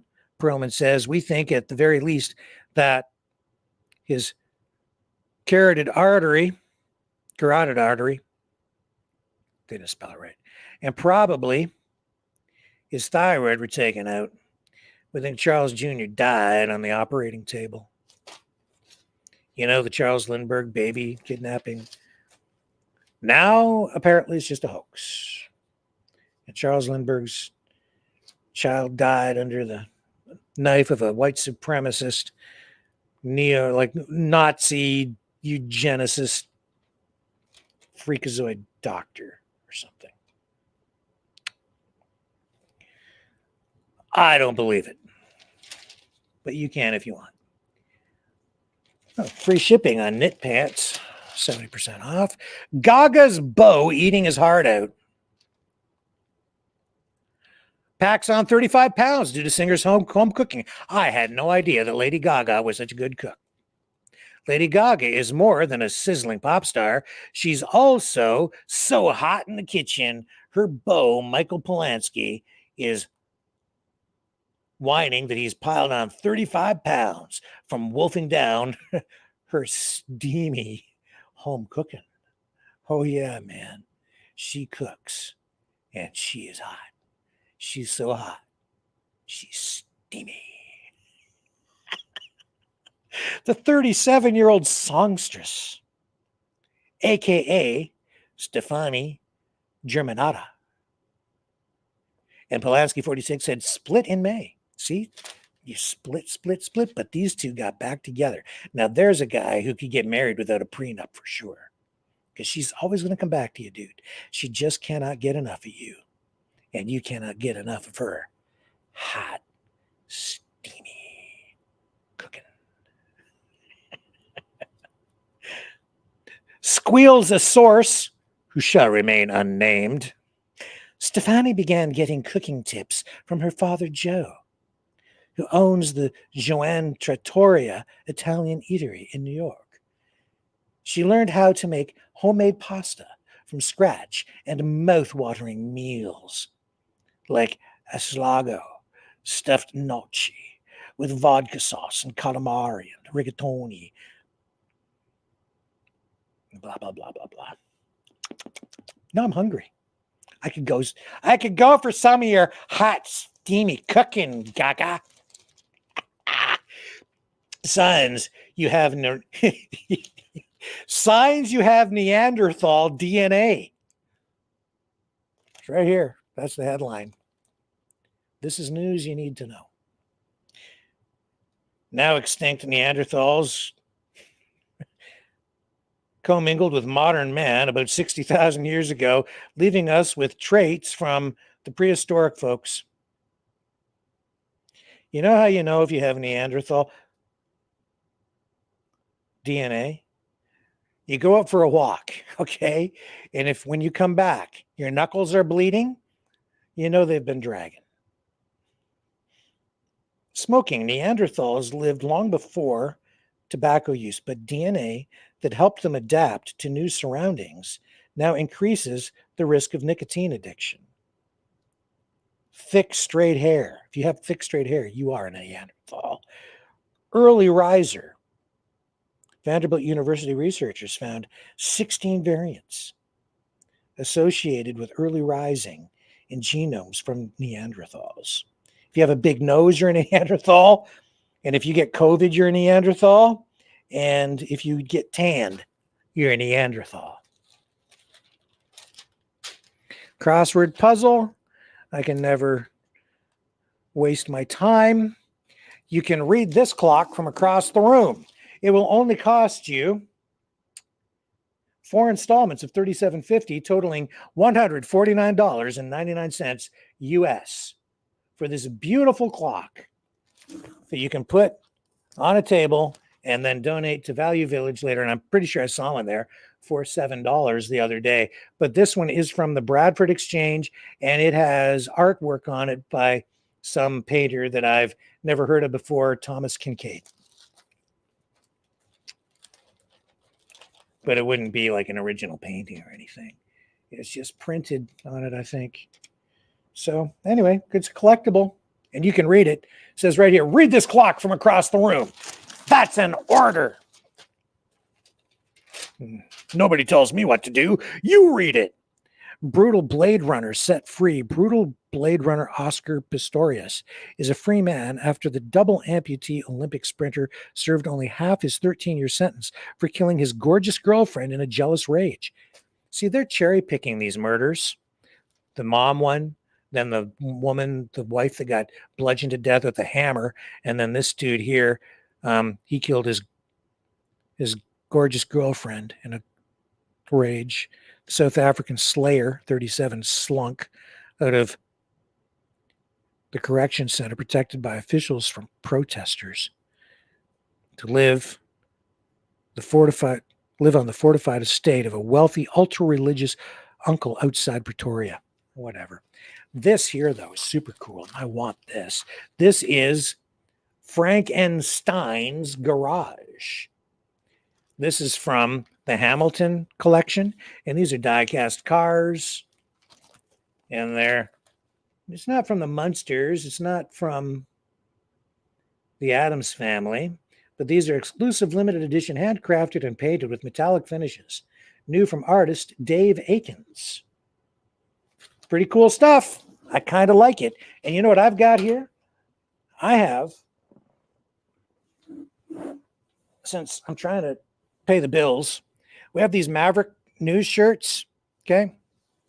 And we've also got these other things from my other show, the SST Car Show. These ones have the logo in silver metallic, sparkly embroidery, silver metallic thread. Quite sharp, actually. I really like it. And if you order one of these tonight for $60, if you donate to the show $60, I will send you a shirt and a collectible Hot Wheel, autographed, a Batmobile. I only have a few of them.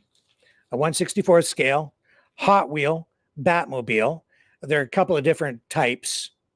Not the classic one, not the George Barris from the 60s. These are other ones. But anyway, you'll get one of the Batmobiles with one of those shirts, but you have to do it tonight because I only got a couple. So if you do that, I'll put the thing up here on here. I was just going to do it for the car show thing, but if anybody out there wants one of these, since you guys are here every night with me, you can donate at maverickdonations.com or more commonly at freedomreporters.com. And yeah, we could sure use a little bit of help to pay the bills, especially for that phone system and stuff. But anyway, George Jones' battered widow breaks silence. Domestic abuse story exposes the country king as cruel, abusive addict. But I don't know that he was consuming $3,000 a month in fentanyl. I don't know how you survive that. And there's Howard Stern. I didn't know it. Like Donald Trump, he's a germaphobe, according to sources who shall remain unnamed. And finally, even though he isolated himself during the entire COVID pandemic, he now has contracted the illness. We'll come back to that because that's a big one. We'll come back to this Kanye story. Test yourself TV trivia quiz. Are you old like me? This is the test. Who played the robot in Lost in Space? Stuntman Bob May. What TV family was the first to own a home computer? The Addams Family. And name the most watched TV show in 2010? American Idol. Kelly Clarkson, who now, because she's forced to wear such tight-fitting outfits by her stylists, every time she bends over, she lets one rip. Jesus. Oh, my God. This one's really good, though. Jen Aniston digs old school sex. She refuses to work with movie intimacy expert. That's right. Says so right here. Sources say that she likes to do all her own sex. And so when she's doing sex scenes, she doesn't want anybody else to do it for her. And she doesn't want any advice from an intimacy consultant, which they now have in Hollywood. You know, and who knows who would be climbing up into Jen Aniston's hills of horror. Here's a story about this dude. Nobody ever knows his name, but everybody recognizes him. He's the scary dude. So here it is. This is Scary Dude.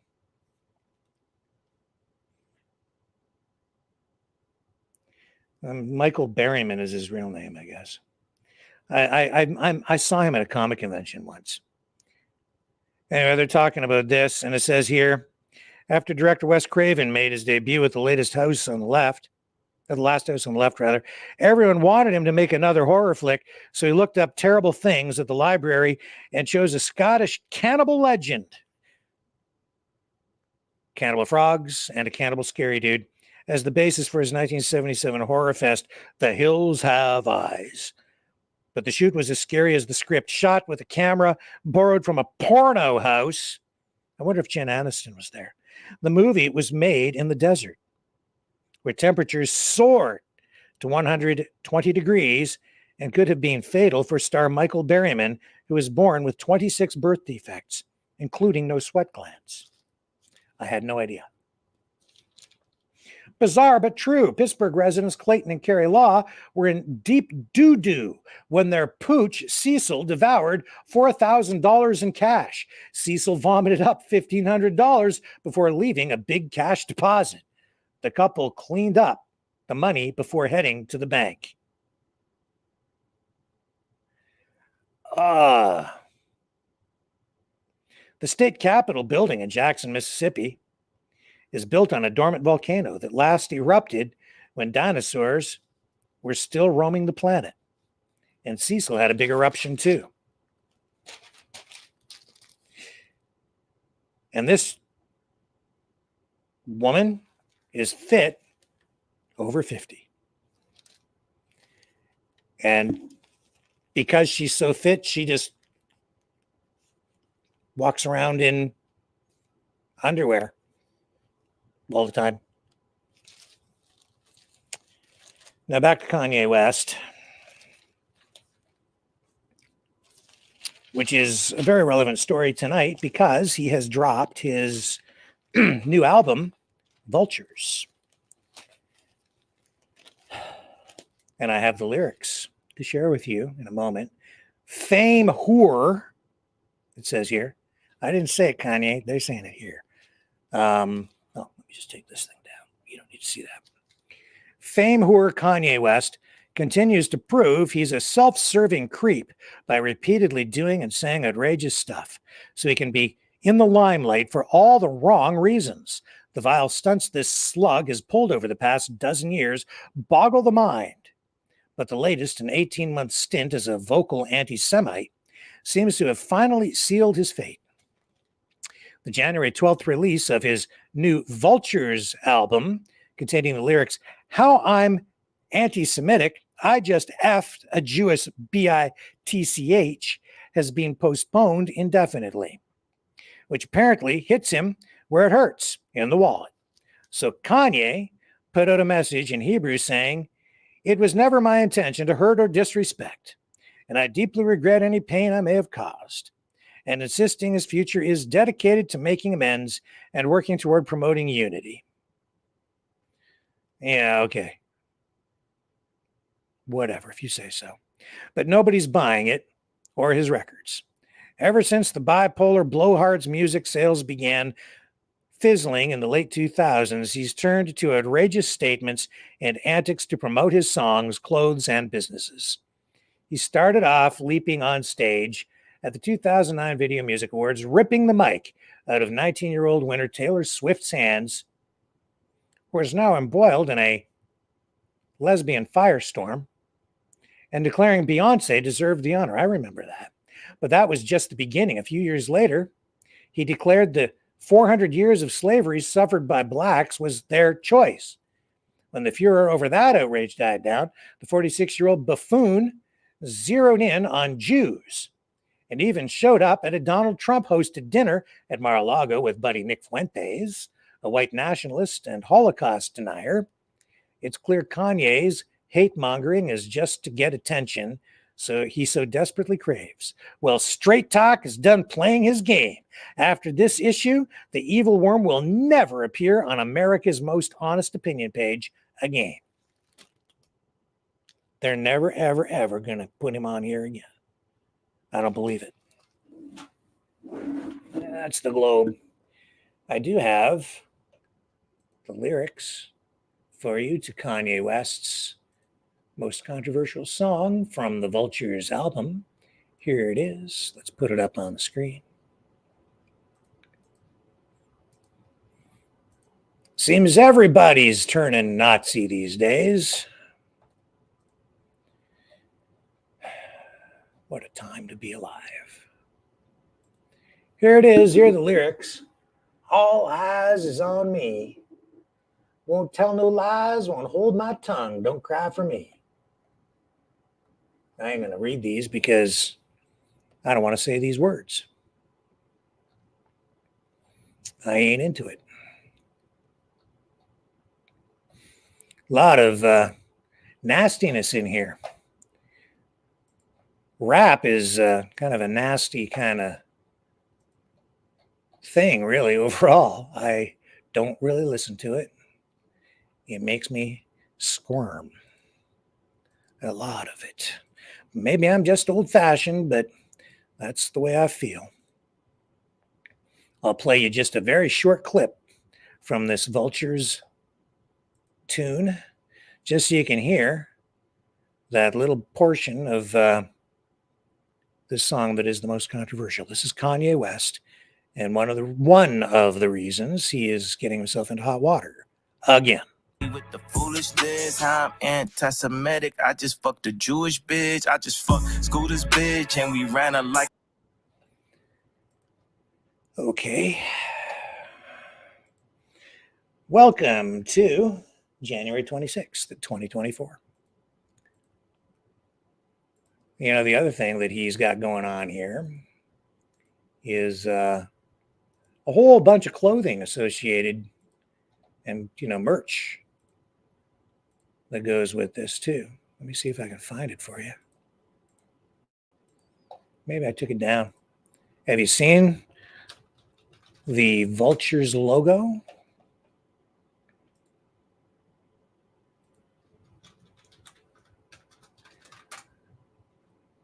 It's pretty clear to me what he's mimicking with it. I'll let you decide for yourself after seeing this. Bring it up on the screen. I wasn't really paying much attention to this story at all until today. There it is. There's the, I don't know, it's like a shield of a style. It all looks very familiar, shall we say, to me. And when you have political movements, one of the things you need to do is enlist the help of artists, musicians, poets, journalists, in order to spread your political message and your political ideology. Well, you can assess that in any way you want. I'll just leave it with you that there's something disturbingly familiar about that logo to me. When we come back, I've got more. Don't go away. Fighting the Great Reset by leading the Great Resistance.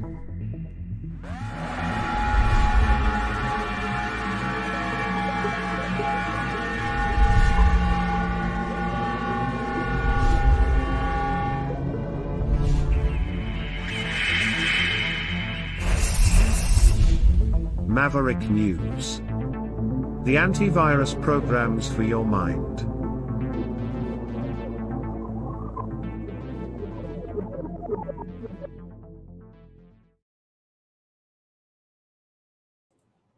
All right. So I don't know. I probably went on too long with this stuff out of the globe, but you know what?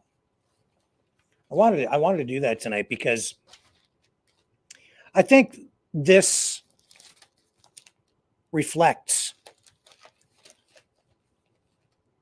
the state of a large swath of America, culturally, politically.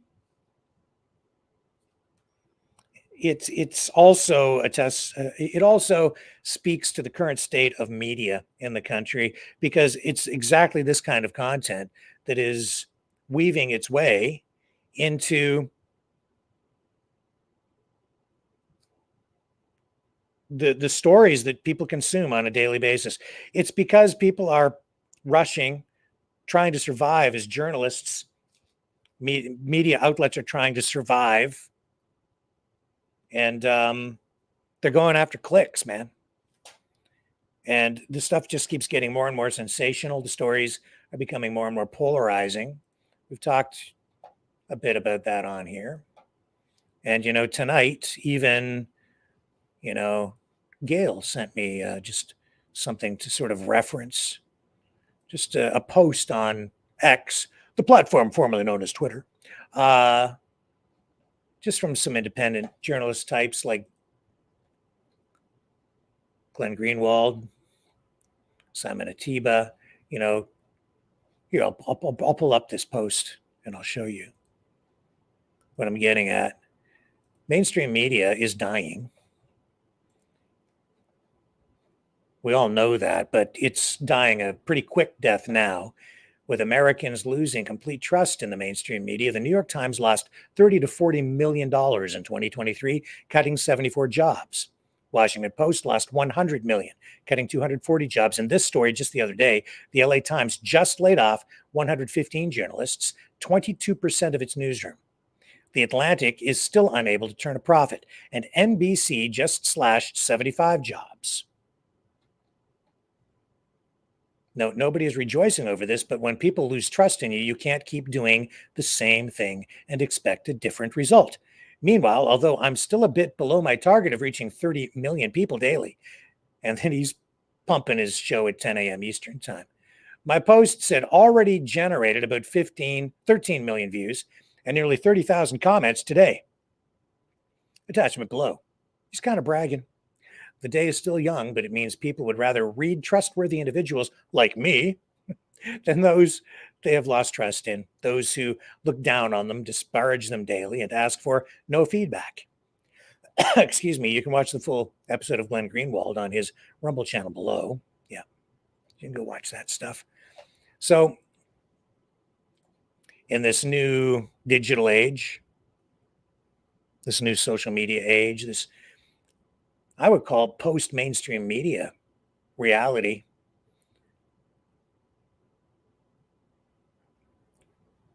some people are just struggling to hang on. And you're getting more of this celebrity news, stuff you really can't use. There's some real stuff in there, though.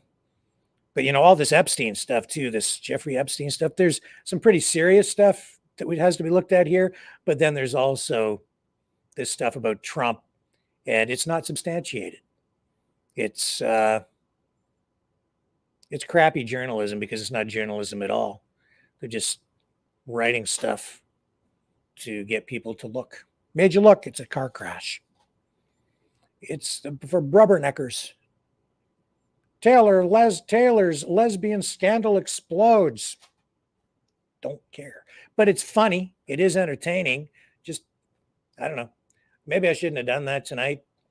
If you guys didn't like it, I sort of apologize, but I just wanted to do it because we've ended up talking about a lot of this kind of stuff on the program from time to time. All right, let's wind out of this. And it is Friday night. We haven't gone to the phones for a while, so that's what we'll do next. I'll take another quick break while I set things up, and you guys can join the conversation. We can talk about anything you want. Now, I would really like it tonight, though, folks, if we get some new callers. If you're out there and you've been thinking of calling in, especially if you haven't called in a while, love to have you call in tonight. If you have never called before and you're thinking, or you thought you might like to, if I see a new name, I will put you at the top of the queue and I will give you preference tonight. I want new people to call in. I'd love to hear some new voices. Now, I'm not saying that if you're a regular and you want to call in, you go right ahead and do it. That's all fine too. That's all fair game. But I would like to get some new people on the call-in portion of the show. So stick with me. When we come back, we'll go to the phones.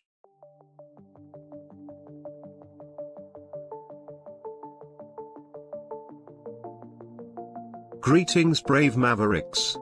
Our quest for truth continues. We go beyond fake news. Together we expose propaganda. Together we pull others out of rabbit holes. We are maverick thinkers. We are all unique individuals, defenders of individual rights and freedoms, credible, trusted, grounded in reality. Maverick News, Maverick News. Defending free speech, free speech. Donate at freedomreporters.com. Do it now. Tomorrow may be too late. Maverick News. The world is watching.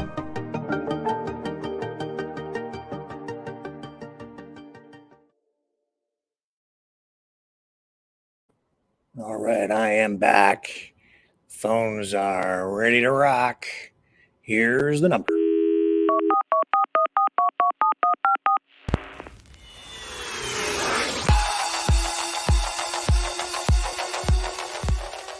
Join the conversation. Call 1-833-975-3733. That's 1-833-975-FREE. Speak up. Speak out. Make your voice heard. Maverick News. Fighting for freedom by defending your right to free speech. Be a Maverick. Join us.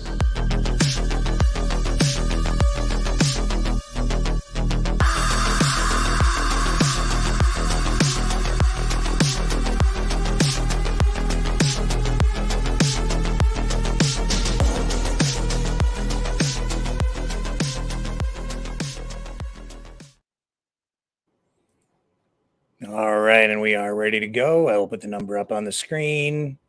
No callers yet. No new callers. No old callers.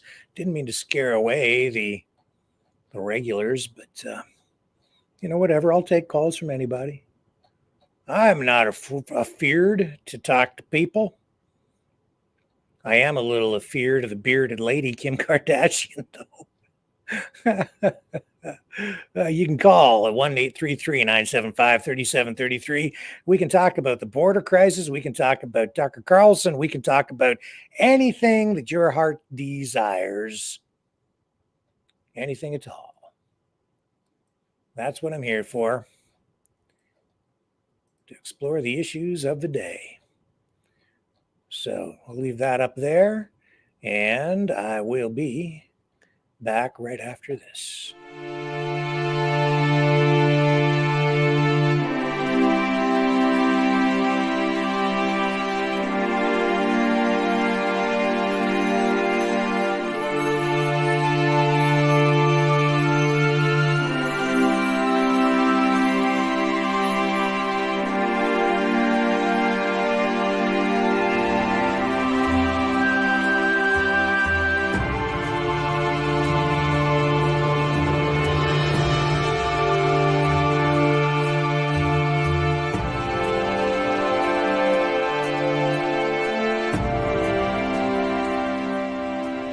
Maverick News.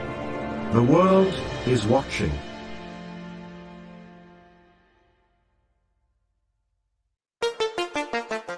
The New World Order.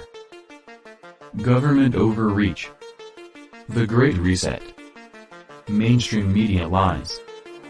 Now more than ever, independent voices are needed. Donate now at freedomreporters.com. That's freedomreporters.com. Maverick News, the antivirus program for your mind.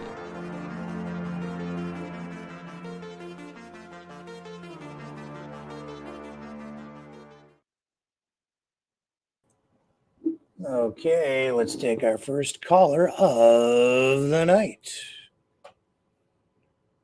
Go ahead. Who's on the line with me? This is Phil. Sorry, who is it? Shill? Phil. Oh, Phil, how are you tonight? Not too bad, Rick. Thanks for taking my call. My pleasure. What's on your mind? I just wanted to get your take on Tucker Carlson and what you thought of that event. I really liked it. I agreed with everything he said, and just want to know what you thought of it personally, and even that Strickland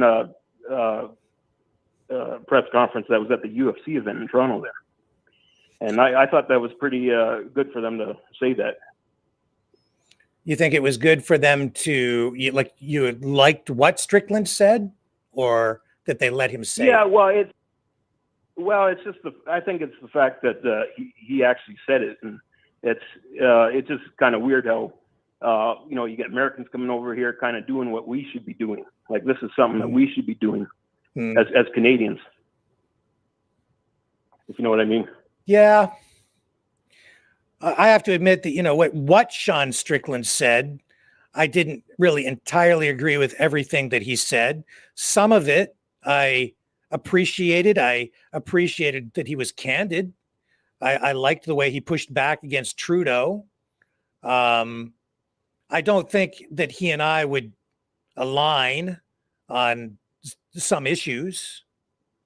I don't have a problem with people expressing their views. So I was, this at a time too, when the reason I feel that way is also because of, what we saw happen to like Don Cherry, where he basically got canceled. Right. And so I believe in free speech, regardless of whether you agree with someone or not. Now, that being said, like, there are limits. We have laws to deal with that already. I don't think we really need much or anything in the way of new legislation in order to deal with speech issues. I don't think we need like hate speech laws. I think we have things to protect people against like death threats and things of that nature, right? Yeah. So, I think the government's going too far with their censorship. So it was, in a sense, refreshing to see some pushback on that. Some of what he said made me a little squirm a bit. It's not me.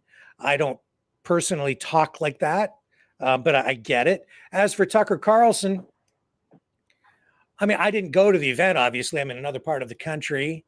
Yeah. I like a lot of what Tucker Carlson says. Again, I don't agree with everything that he says, but I'm pretty much in step with a lot of what he has to say. I find all this talk about liberating Canada, though, and there are other people talking in that vein, that is sticking with me. It's setting off, it's raising red flags. It's like there's something political about it that goes beyond him just saying it. It's not just a joke. There's something else there, so that concerns me. What also, the other thing that I found a little bit maybe disingenuous about the event was the cost of the tickets. Here we are in a populist movement. He represents that. It's supposed to be something that is for the regular everyday people. The whole movement is in a large sense. And yet there were tables up there where people were paying as much as $10,000 to sit at those tables with or near Tucker Carlson. $800 for some of the seats right up front, $300 for seats a little bit further back. They cut the prices on some of those $800 tickets. You do the math, they had about 18,000 people in there. I don't know how many millions of dollars they took in. Nothing against people making a profit. It's just that to me, it seemed like some of that stuff was gouging. It seemed overpriced to me. I think they, in some ways, took advantage of people's passion for their politics and their hope that something can be done to correct a lot of the problems that we face in both countries. So that again made me feel a little uncomfortable, but business is business and the promoters charge what they charge. Tucker Carlson, I'm sure, made a very nice paycheck, walked away with, quite a bit of cash. So too did the promoters, I'm sure. So that made me a little bit uncomfortable. And I'm a free market guy, right? So I don't know if it bothered anybody else, but maybe I'm just turning into a socialist in my old age. I don't know. Well, I just it would be nice that more Canadians would be speaking up on the issues that they spoke about, whether it's Sean Strickland or Tucker Carlson. They hit all the issues of freedom of speech, freedom, and nobody over here talks about that. I don't hear any politicians in Ottawa talking about things like that. Is like freedom not an important issue to Canadians? That's what I can't figure out. I think that it is. Some in terms of hate speech and all that, I agree with the PPC platform on that. I don't know if people can check it out and that, but I agree with that. Everything else should be totally free. Like it should not be regulated like that, the way it is in the country today. Yeah.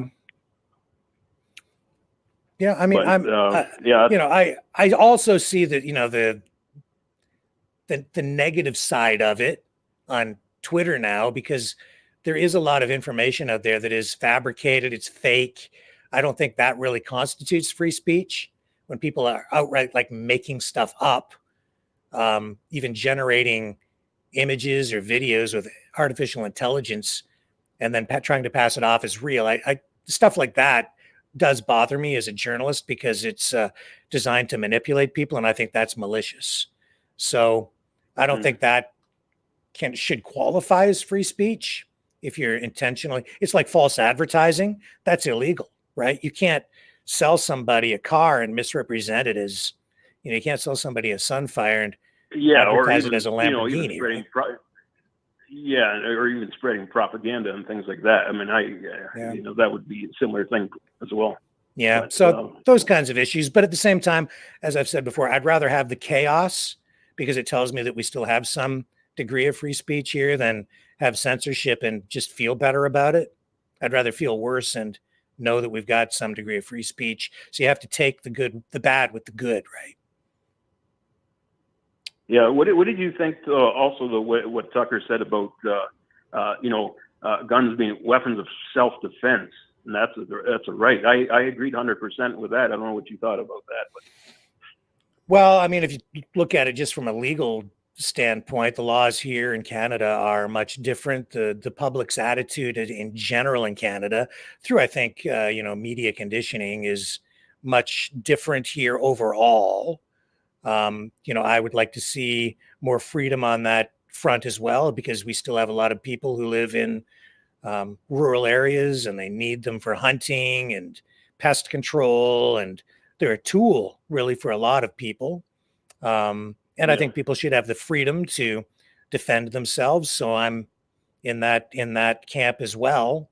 But I also recognize that a lot of Canadians feel otherwise. And I do believe in democracy. So I think whatever the country decides in a democratic fashion is what we have to live with. We can always lobby and work through the political system to get what we want, but we get what we get based on how people vote. Yeah.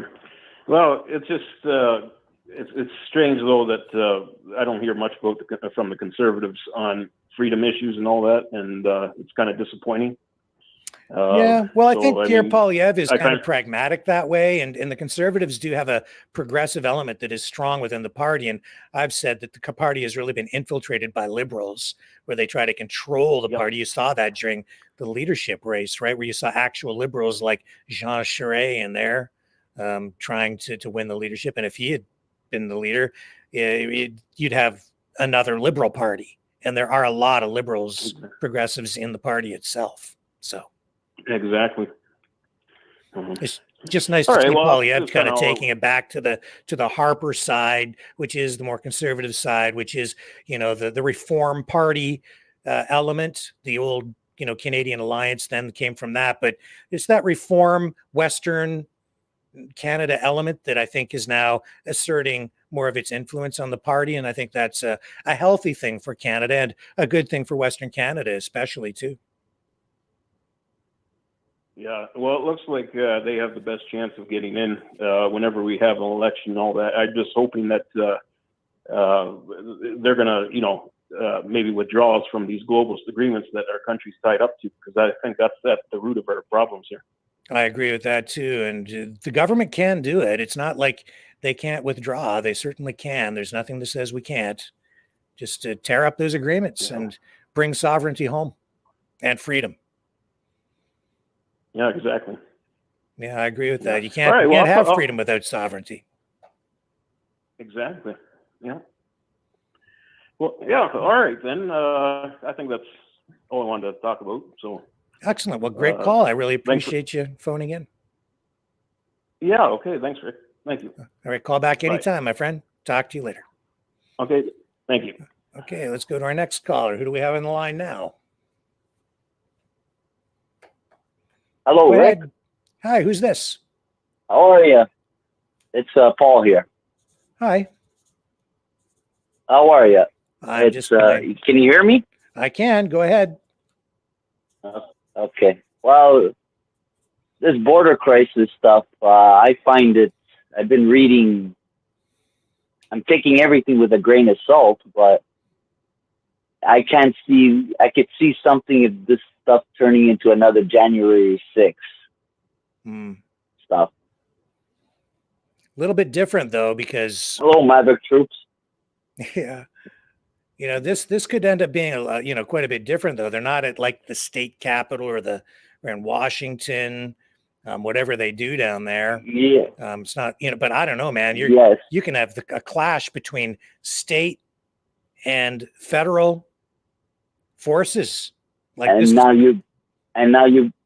you've got truckers going down there and people trying to take the border, right? So yes. I don't know. Could be some federals over there infiltrating FBI's or CIA's, whatever they are down there. Yeah, that trucker convoy. I see it as a trap.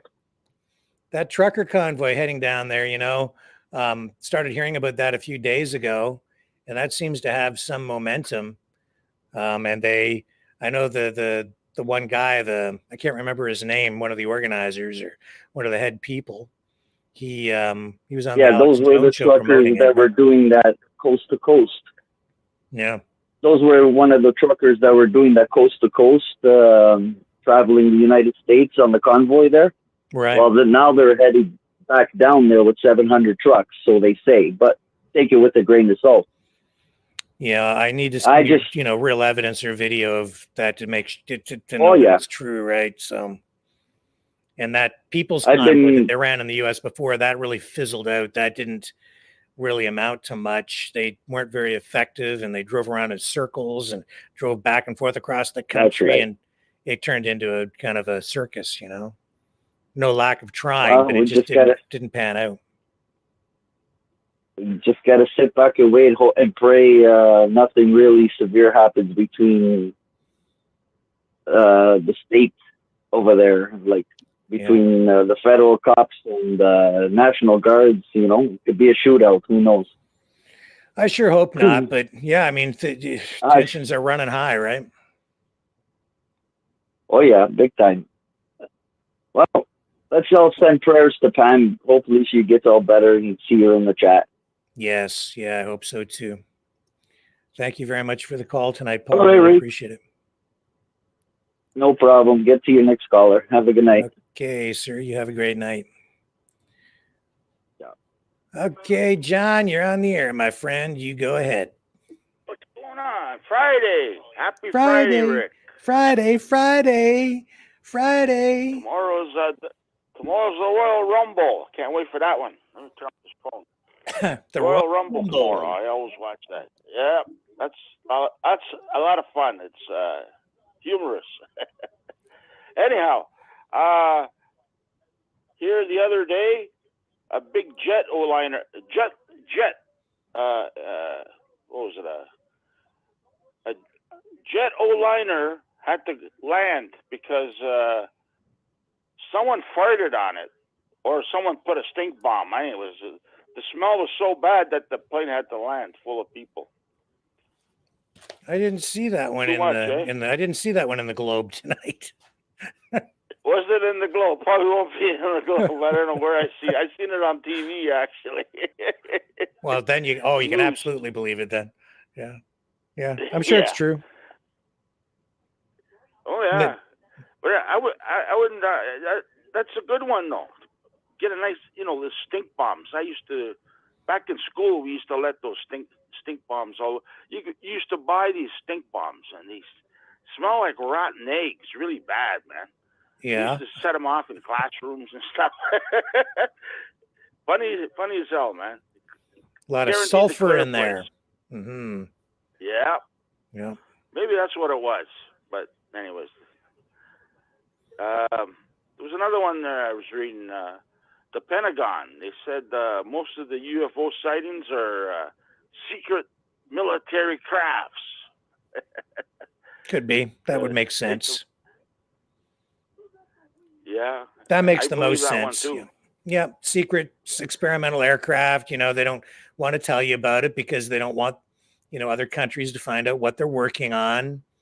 There was one speech Donald Trump gave a few years ago where he talked about that actually in a speech. He was like, oh, the technology we have, the weapons we have, you wouldn't believe it. I can't tell you what it is, but it's, he was going on about it. It was like, I was like, what the hell do you have? Like anti-gravity, time warp?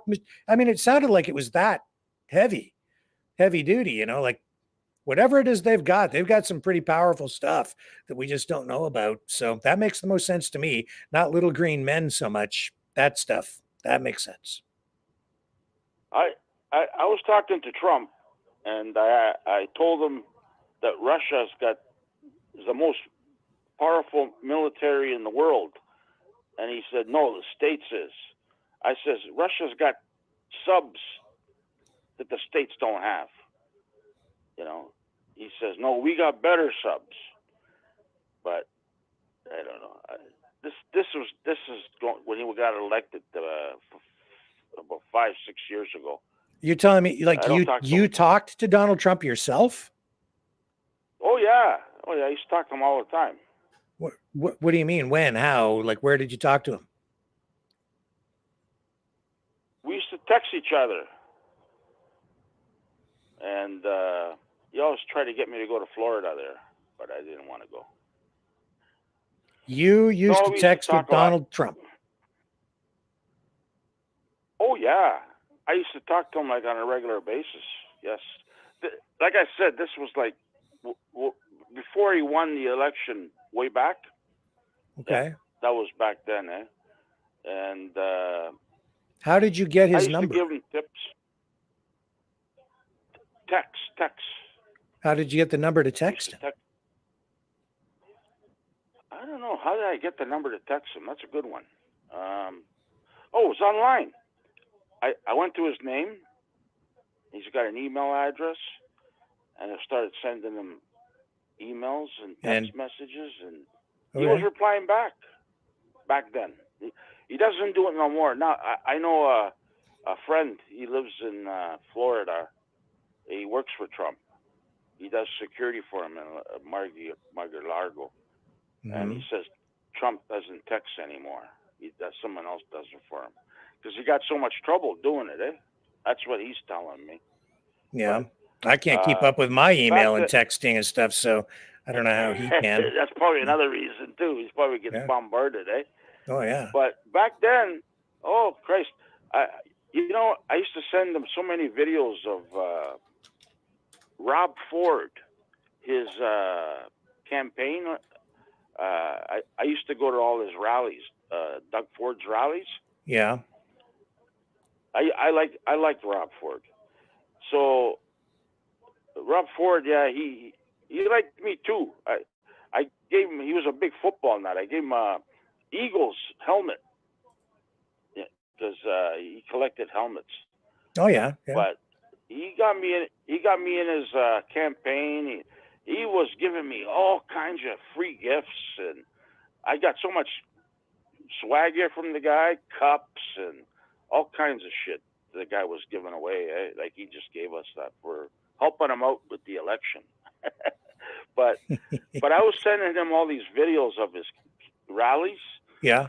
The speeches that he was given. I said, this is what you got to say to the people. People will buy this, you know? Uh-huh. And I told him, I said, you got to have big screens on the rallies. And he didn't have, now he's got big screens. I guess he started using it now. But, well, you should be his campaign manager, John. Yeah, but he's got some smart guys doing the work there. I know the guys he's using. Yeah, they're really good. They know how to write, and they know, and that girl there is really good. She's whatever her name is. But those folks from Right Side Broadcasting. Right Side does all the videos for him. Yeah. All the he pays him for doing it, right? Because it's non-funded, you know. So Trump pays it out of his whatever. He helps out with it, but they do have donations on there too. Yeah, they have Look sponsors. Yeah. Trump doesn't want to solve the border problem, says Mitt Romney.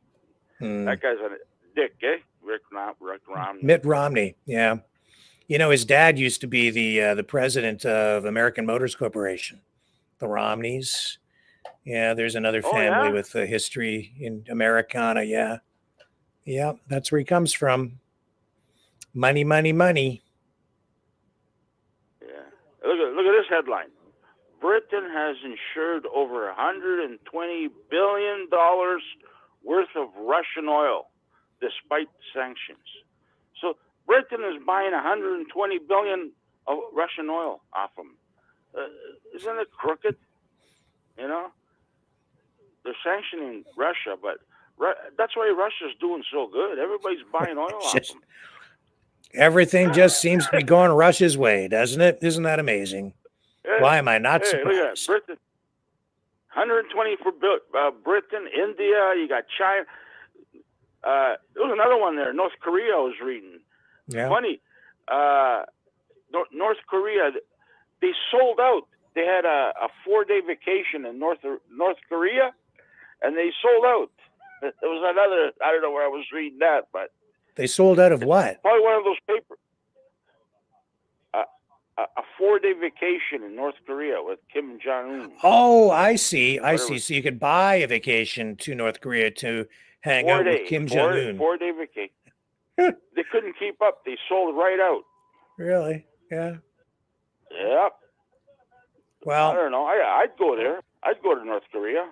See, I was going to do something like that here. You could go on vacation with me and buy a vacation with me, but I'm not going to work. I'm just not enough fun. When I go on vacation, I just like sit in a chair and I don't move for a week. I just sit in the chair. 3 days is max for me. I get homesick after 3 days. I got to get home after 3 days. I tell you, I just can't handle it no more. You know, my mom always would say it's nice to go. What was the saying? It was like it's nice to get away, but it's good to come home. Yeah. To be quite honest, I don't care if I ever travel ever again. I'm traveled out. I traveled too much for work. Me too. Me too. I'm kind of I like staying at home. You know, these days you can't even go to the hotels. You know, you got to bring your own sheets. There's all kinds of shit on the hotels, and the carpets, the rugs. Yeah, when I go to a hotel, I hate putting my clothes down anywhere. I have to hang them up. There's chairs and desks in there. I don't want to put my clothes in there on top of the chair or nothing like that. Even my bag, I put it on top of the desk, and I clean the desk first, and then I put it on top. I'm just afraid of bugs going in them, Lice, who knows there's all kinds of shit in hotels. But you get all kinds of crap in hotels because you get all kinds of people carrying all kinds of things from all kinds of places. So you're gonna get it. Yeah. And they're the worst one. The worst place is a hotel because so many people go through there every day, and the cleaners don't do a good job. No. You know what I mean? Like nobody's watching them. They just go in there. There's a supervisor that comes in and just double checks, but they don't know if you changed out both sheets. They don't know nothing like that. You know what I mean? It's just I don't trust it. Yeah. Friend of mine called me today. He says, John, I got hacked. My laptop. I said, what happened? He goes, I don't know if North Korea or South Korea, someone hacked it, and they're holding me ransom for $7,000. Uh-oh. He goes, I went to the bank. They told me they took the money out of the bank. I went to the bank, and the bank says, no $7,000 withdrawn here. So he goes, there's probably a hoax for me to send them that, but I can't get into my computer. It's locked. I said, well, what Windows you got on it? He goes, Windows 7. I said, well, there's your problem. Yeah. There's no security and no updates. So he went out to Factory Direct, and he bought another laptop. He said he paid $600 for it, Acer or something. I said, well, if you need it tuned up and stuff, I'll fix it, help you out with it. But I charge money, though. I don't do it for free. So, how much do you want? I said, we'll see how much work you need. Yeah. But anyways, he got hacked. He got hacked. First was the Bitcoin. Now it's his laptop. We're really going after this dude, man. That's what happens when you got a lot of money, yeah? Yeah, that's right. He's getting ripped. You know, poor guy. He's an old senior too, eh? Yeah. I said to him, you know what? You're 83 or something. I says, I give you some good advice. Keep doing crossword puzzles. Keep reading books. Keep your mind active, or you're gonna get dementia really quick. That's what happens. People retire and they stop doing everything, right? And they get dementia. Yeah. And you have to keep act like what you're doing, Rick. You're reading. You're doing something you like. It's good for you. I don't think sitting in this chair is good for me, John. I think this is driving me crazy, to be honest with you. Well, maybe too much of it, eh? You work too hard, huh? Too many hours. Oh my God! Must be well, you're dedicated, and you got to get material. You know, it's me. I do it when I feel like it, but I am busy right now. I'm got a few stuff on the go. But trust me, Matt, it's not healthy to deal with this stuff every day, right? No, eh? Epstein blackmailed Trump. Well, you did good today with keep reading those. You know, I was at the supermarket the other day at Metro, and they have those magazines right at the cash register, right? Yeah. And I'm looking at one, and it says Melania Trump is sexless. She's sexless? It makes you want to buy it, right? Just like you got sucked into buying that garbage. See, but it's good. It's good. Keep buying it, Rick. We like that stuff. You know, they always put a title. You know, Strickland's a good guy. I don't know. It sounds like you don't like him too much, but I like Strickland. He's a good dude. Well, you know, it's just not. It's just I don't hang out with that kind of stuff too much, man. It's just not my scene. He's not my guy, but I get it. You know. Oh, he's a funny guy, man. He's a good guy to hang out with. I'm telling you right now. I have a lot of friends like him, just like him, and they've been punched in the head so many times that their IQ, they're not all there, you know. That's why Strickland says what he does, because his brain, you know how many times he's been knocked out and punched out? another friend of mine used to fight for UFC, and he got a concussion in a match, and now he's barred. They won't let him fight for UFC anymore. And this guy, he's great. I forget his name. I haven't seen him in a long time. But he was a kickboxer, man. This guy was crazy. You know, he used to beat me up all the time. Every time he see me, he used to beat me up. You know, he used to like beat me up. So what are you beating me up for? How old were you when this was going on? What did I do to you? How old were you? Oh, this was probably shit. Probably about 10 years ago. I don't hang around with those people no more. Too much trouble, and it's expensive too. The guy, you know, the last time he took me to Leonard Skinner at the Molson Amphitheater. We rented a limo, and we all went down there. It was like 6 of us or something, and he beat me up in the limo because I wouldn't tip. I said, why should I tip him? He never showed up on time. So we're sitting there for 2 hours after the show, you know, and then we had to walk a mile to get to the limo, and then he expects me to tip him. He beat the crap out of me right in there. He didn't hurt me, but he put me in all these kind of locks and stuff, you know. It was a little painful, but but we're the shit we were doing, man. I don't want to tell you, but the guy was pretty good. He's funny. He's a funny guy, but nothing up there, you know. His mind is too many concussions there, Rick, and same with Strickland, you know. Too many concussions, you know. He's not out there. These guys like him, you got to just kind of say, okay, you got to laugh. That's about it, you know. Too much, huh? Well, I don't know about you, but I'm not going to walk up to him and go, F you, you're an idiot, man. It's like, I don't think I want to do that with him. It's like, whatever you say, man. It's like, whatever. Yeah, I'm with you. Okay. Just leave it. Just don't punch me out. Did you see the videos of him, people in the crowd right in front there, telling them off? And Strickland's looking at him, and he jumps over the ring and starts pounding the guy in the head. And you got like 5 bouncers pulling the guy away from him. Did you see those videos, Rick? I didn't see it. No. Oh yeah, there's like 2 or 3 times I've seen him. The guy jumps. Yeah, you got these big guys behind the ring, and they're mounting off to him, man. And he's looking at him, and all of a sudden he just jumps right out of the ring.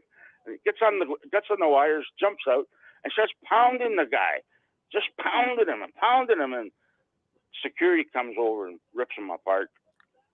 Wouldn't that be enough to get yourself charged with assault? Just saying. Well, someone told me you're not allowed to fight outside the ring. Right. But right. I don't. As soon as you get outside that ring, he don't give a crap. He doesn't care.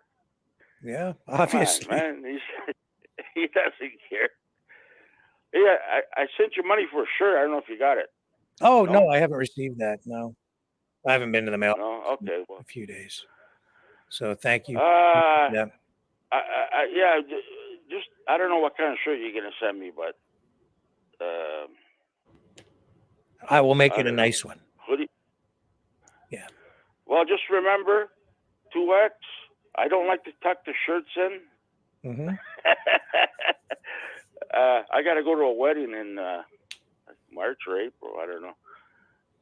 And it's my sister's son. And I said, she goes, you getting dressed up? I says, you know, I never get dressed up. I'm me, man. If you don't like me, I am what I am. And I don't get dressed. I don't put ties on anymore. She goes, you want me to give you a shirt?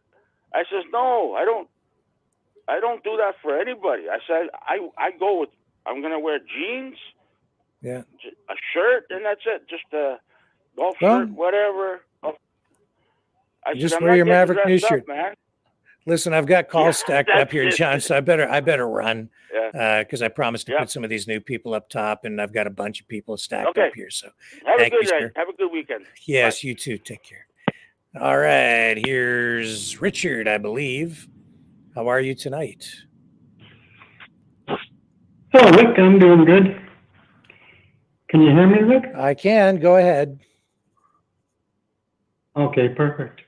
Okay, first off, I suppose nuclear weapons in Great Britain doesn't sound like a good thing to me, but I don't know why they would be putting nuclear weapons back in Great Britain. Because I think Doesn't everything's really make ramping sense. up. That's why. Yeah, well, isn't there enough nuclear? Wouldn't it be better? Isn't that just putting a red target on Great Britain? They already have nuclear missiles on submarines all over the world. You know. Yeah. So I don't know. It seems a little weird. I wouldn't want to be in Great Britain with that, but I suppose that's their. They must have had something to say in it besides just the Americans. Oh, I'm sure they did, and They must have agreed you know, to it. So. Britain has nuclear capability anyway, so. Yeah. Whatever. Well, oh yeah, I suppose. Yep. Yeah. Whatever. Pretty crazy. Tucker Carlson. Well, I'm not really a big fan of Tucker Carlson. I'm just not a big fan of somebody from another country coming up into Canada and telling us what we should do and know. So that's the way I looked at him coming up to Alberta then. Yeah. I mean, it is what you know. It's fine. He's not our savior, although I think it's strange. It's the strangest thing listening to people respond to him saying, you know, we're coming to liberate Canada, and you know these other influencers talking about even invading Canada and having the U.S. come up here to save us. I'm like, you guys really want the United States to invade us? Like, what? And like, yeah, we're ready. We need to save Canada. Let's get it invaded by another country. I'm like, this doesn't make any sense. Yeah. Okay. No. Same here. Doesn't make any sense at all. Okay, whatever. I guess. The United States invade us. Got it. Okay. Yeah. Whatever, man. Yeah. Yeah, I don't. It's just crazy as this crazy does. Oh, I was going to talk about. So I don't know. You know, Carl Tuckerson is Carl Tuckerson. Carl Tuckerson? That's good. I like that. It was the Carl Tuckerson show. I'm going to do a whole spiel on that. We're going to do a comedy skit on the Carl Tuckerson show. Yeah. That's good. Now I'm gonna mix that up all the time. Now that you've got that in my head, I'm gonna get it all screwed up all the time.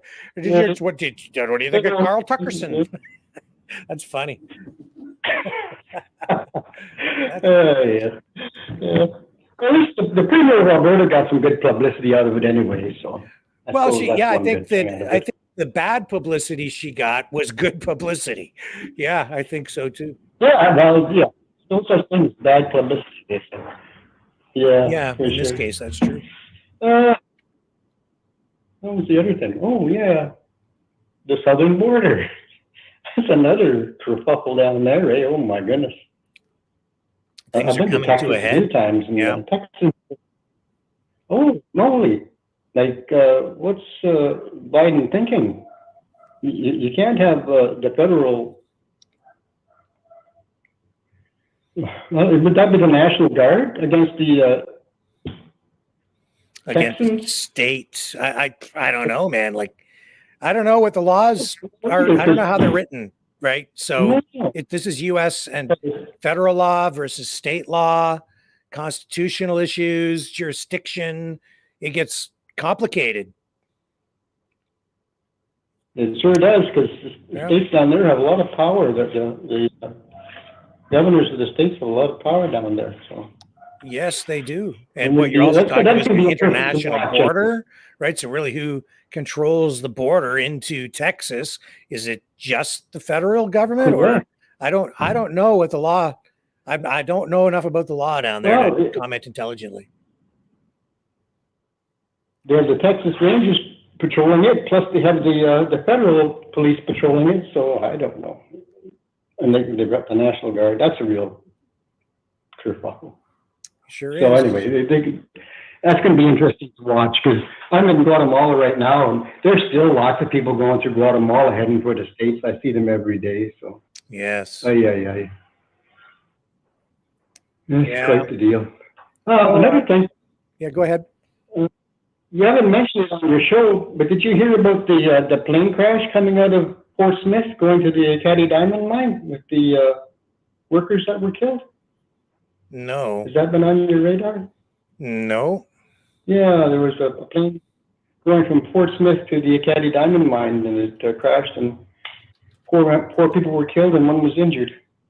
It was a few days ago now.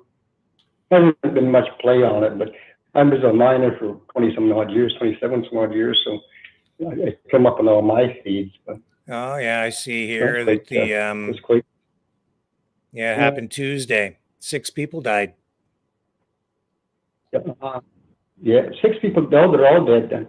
Okay, well, I heard one was injured. So yeah, it says 6 people. Sad anyway. Yeah. Yeah. Just going to work. Well, listen, we're going to move on. I've got some other people in the queue here, so thank you very much, Richard. Yeah. Appreciate the call. We'll talk to you again soon. Okay, go ahead. Who do we have on the line? Hello. Go ahead. Hi. Rick. It's Rick. It's Rick. Go ahead. Who is this? Oh my gosh, I thought I hung up from you. Well, maybe you did, but still on the but you're still on the line. Here you are. Oh my goodness. No, I'm actually typing in the chat that you won't take my call. This is hilarious. Well, here you are. That I have you on. Well, that's actually a blessing in disguise. Yeah. It's Celtic Love on the chat. Here, guys, I was writing in the chat that you won't take my call. Anyway, I just want to ask. Mm-hmm. Well, first of all, I think there's a delay on my phone here. You seem to be disappearing. I think that your night tonight was absolutely brilliant. You know what you did is that you just brought a bunch of humor into our lives, which, everything is so serious. Mm-hmm. And I laughed a lot, and I was disgusted by some of it. Mm-hmm. But I really laughed a lot more because I realized just how much of a freaking, when you grow up with a family that doesn't teach you how to express yourself. Oh, wait.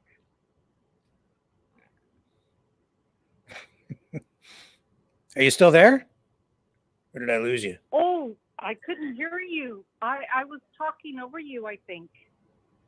No, if you have the audio up on your computer, there is a delay, and that can cause confusion. So if that's what it is, you might want to turn. I can hear you, but you might try and turn your computer down and just speak into the phone alone.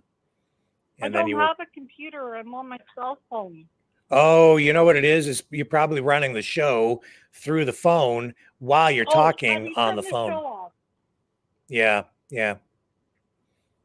That's what you need to do. Otherwise, you're going to get this delay, and it's going to be very confusing for you to speak. Okay. The show was on my TV. So yeah. Can you hear it? It's off. Everything's off now. Good. Yeah, I can hear you just fine. So go ahead. Well, I don't want to make the show really difficult. Me either. Why is that at the background? Don't make it difficult. Make it easy. Much happier that way. What do you want to talk about tonight? I can hear stuff in the background, which is weird. I have that problem all the time. It's the voices in my head. It makes me think random thoughts, and the next thing you know. Yeah, we're all schizophrenic.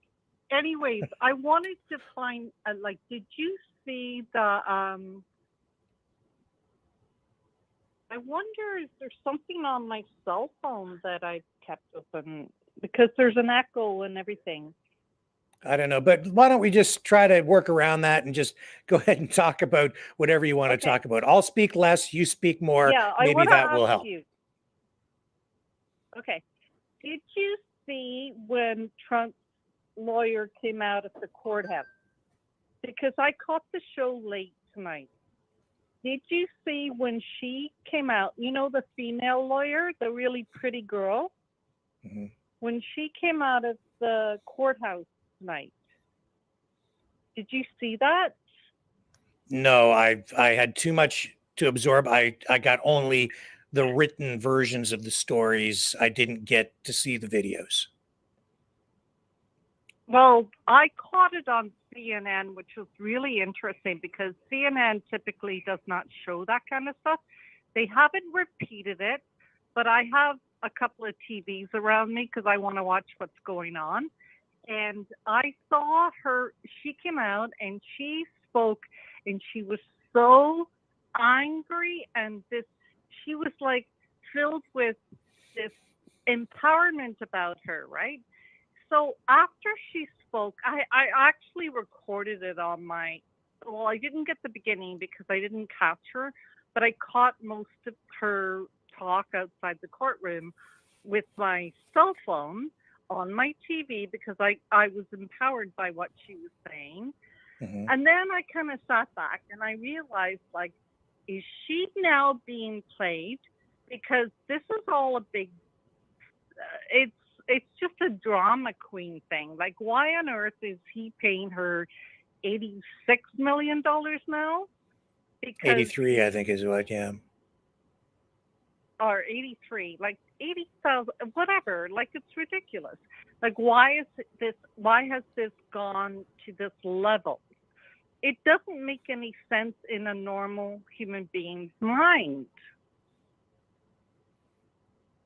Right? Yes. It doesn't make any sense. And so I don't have a computer. Okay. Well, I don't know what else to tell you other than these people like Donald Trump live in a different kind of world. Money is different. You know, it's different for rich people. They have so much, and he's so well known. He's a world personality, a global personality.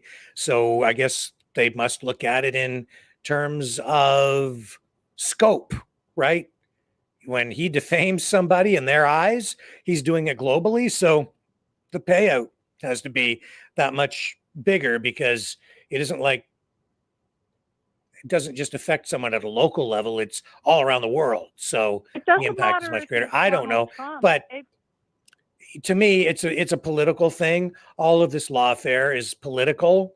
I'm just offering an explanation as to why they justify it in their minds or in the court of public opinion, but that's the way the game is played these days. It shouldn't matter. No matter what, you were a human being born off this earth, and your mother gives birth to you. You were born from God, and no matter what, you speak the truth in court. Mm-hmm. And nobody has the right to override the truth. Yeah, that's true. Well, it is all about truth, and truth is around here, paramount. So that's why I'm always doing my very best to get people to the truth, whatever it is, no matter, it doesn't matter if it makes you feel good or if it makes you feel uncomfortable.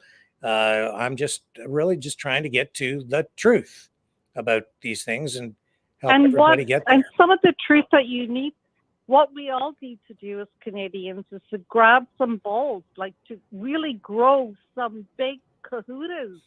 We need to realize that we cannot be bowled over anymore. We need to realize that We are the most wonderful human beings that ever lived on this earth. Canadians, the most respected, the most loved all over the earth. I grew up in Ireland and we loved Canadians. We did not like Americans, I'll tell you that much. But we loved Canadians. And Canadians were always very respectful people. And we are very respectable. Not respected, but respectable. We respect others. We don't look down at others. We accept others. We love people. We like to travel. We like to love cultures. We don't judge. We're probably the only culture in the entire world that has no judgment. But we have been infiltrated by the most evil prime minister ever, who has tried to separate our country beyond belief. I have beautiful boys who are in their 20s and they don't even understand anything because they went through the system and they don't understand why I don't like this prime minister. Well, and it's sickening. I understand. But at the end of the day, I'm really excited about our future. Good. Me too. I think that I think because there's people like you, there's the people in the Maverick family, there's people out there that look at everyone that went to see Carl Tuckerson. Yes. Yeah. Yeah. See, I'm going to have my own event here in Ontario. We're going to have the Carl Tuckerson event in response to the Tucker Carlson event out west. But my tickets are only going to be $1.95 to come and see Carl Tuckerson. Yeah, because we can put on a Carl Tuckerson show. That's right. We can do that. That's not impossible, you know. We can make shirts, Carl Tuckerson shirts, right? Yes, I like it. That's pretty good. Oh my, that's funny. Listen, we're going to move on because it's just about the bottom of the hour here. We've been on for quite a while. I've got a little bit more to do with these other callers. I appreciate you phoning in tonight. It's been a pleasure. Yes, thank you, Rick. Love you a lot. Bye. Love you too. See ya. Okay, here he is. Here's the man. You got the bones of the Celtic man without a plan to master all your disasters, Rick. Now, Johnny, I don't know what he's drinking, but he thinks Donald Trump's calling him. I got a call today, Johnny, by Fetterman. You know, Mr. Fetterman. You know what he said, Rick? I saw him call you back. That sounds about right. I knew it was Fetterman as soon as I heard the voice. This is a quick call. I got to go back to what Paul was saying about the Texas in the scenario that I could see happening. Now, yeah, you could stop the immigrants from coming in from Texas. What are you going to do with California? You're just going to move 1,000 miles down to the West Coast and cross there, where it's liberalized. You're going to build a wall around Texas to keep California or New Mexico or Arizona, any border town, right? I can see the Civil War happening that way, where they're going to keep people from California getting into Texas. This whole thing is volatile, man. Yeah, this is not It good. is. It's a hot topic, that's for sure. Yeah. Right. And what he said about Canada, the immigrants in Canada, the Americans don't want the immigrants in Canada. They're going to use Canada as the gateway to America. Yeah, you're going to seal off the Mexican border. That's fine. What are you going to do with the Canadian border? Because our government's not sealing nothing off. Yeah. Right. And as Johnny said, you can't even stay in a motel now. You get, especially down at the riverfront, Windsor, Ontario. I'm going to call them dirt squirrels because that's what they are. When you come into my country illegally, I'm going to call you a dirt squirrel. And they're dirt squirrels, and they get free motels down at the Riverfront Plaza in Windsor, Ontario.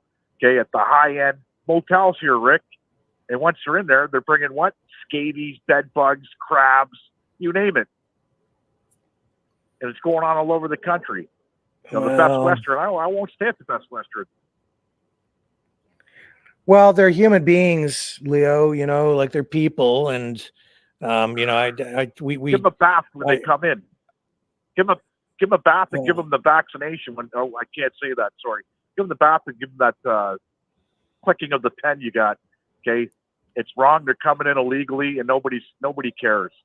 Right. When we don't have jobs for our kids, we have no places for these people to stay for starters. You know, they're kicking kids out of the colleges. Still, I mean, now they're like, not letting them you into know our what, though? country. Like, I got to say this, Leo, you know, I think you've got a kind heart, and it hurts me sometimes when I hear you say things like that, because I know that in your heart, you know, I don't think you. If you my mean heart, it my in that heart way. says I want to open. My heart says open up the world, okay, and everybody live in peace. Yeah. But that's not going to happen. Yeah. Okay, my heart says that. Honestly, it does. But it's not going to happen. I'm not going to be fooled by the tale that that's what's going to happen. Sure. It's not gonna Nevertheless, happen, you know, I'm right? just saying it's, you know, words are important, right? Yeah. And well, when you come into my country illegally, I can't go to your country illegally. yes, yeah, and that's certainly When an you come issue, to my and country illegally, that it shouldn't be happening. That's I agree with that. well, you're breaking the law. Yeah. You're breaking the law. Right away, you're a lawbreaker. Mm-hmm. Right? So, you know, there's nowhere for anybody to go in this country. Right now, we're in a crisis, in a big crisis with the colleges. Okay, they can't accept foreign students anymore. They're cutting back because there's no places for them to live. Yeah, they've Right? taken So, it way too you know, far. do It's you too provide much. for your? I'm not saying don't let people into the country. Let them into the country once you have enough places to take care of your own people first that are already here, that are struggling, that are dying in the streets. Mm-hmm. Till then, nobody comes in. Yeah, Right? And if you do come in, you come in through a border. You don't come in through Roxham Road or walk across the Manitoba border in the middle of winter and risk your life freezing to death. Right? Do it the right way. I agree with that. Yep. And it pisses me off, right? It really does. Sure, because it's no good for anybody when you have the levels of, you know, new arrivals and nowhere to put people, no jobs, no houses, not enough medical care. It strains everything. Not enough, you know, resources in the school system. Right. Like everything. It's no good for anyone. Think for a second, if that 30 billion or how much I freaking lost count, it's up there for Ukraine, didn't go to Ukraine and it went to the Canadian people, okay, to fix our issues would have been fixed a long time ago. Mm-hmm. Right? What did we give them? $100 billion? Okay. Our issues Yeah. would have been fixed. We wouldn't be having issues today.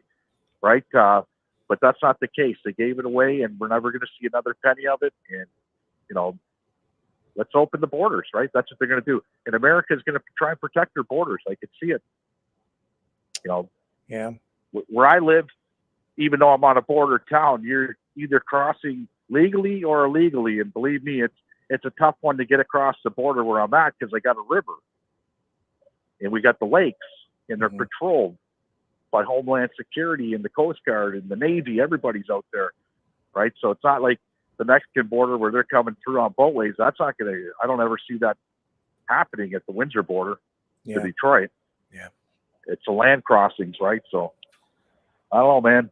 All I know is that Texas, man, I wish them the best, but like Paul said, it's a trap. Could be the start of something very, very dangerous. Indeed. Yep. So that being said, get your next caller, mister. Yeah, no other callers on the line. It's the end of the night here, the end of the line. Thanks for calling in tonight, Leo. You're the last man standing. That's usual. all right by me. Good night, guys. See ya. Okay, and that does wrap up that. And let me just bring that to a close. We'll move that over there. And yeah, it's been a pretty good show. I hope that you guys found that both informative and entertaining. You let me know. Maybe we'll do this kind of thing again in the future. I'm not going to do it every day. But I thought it was fun touching on some of these stories. And a lot of these stories, like, it's the real thing. It's real news, sort of. According to sources say it's news. It's the truth.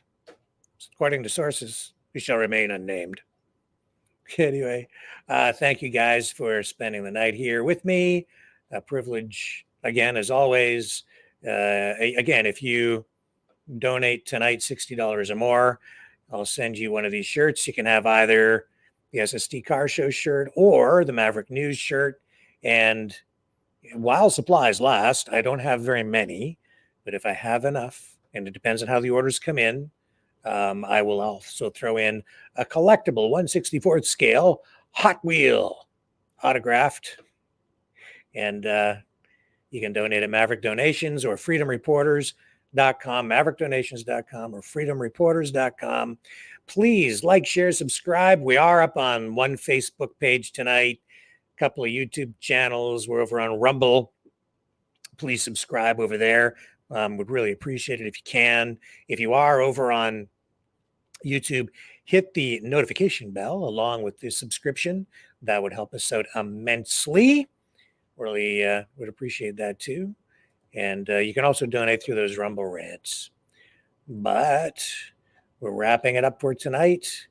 I will be back tomorrow night, 6 p.m. Eastern Standard Time. I need to find the closer here. Where did it go? Every night I'm looking for that thing. There it is right over there. I have to click on the right thing or it just doesn't work right.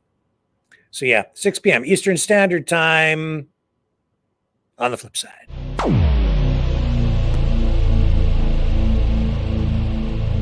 This has been a Maverick Multimedia production.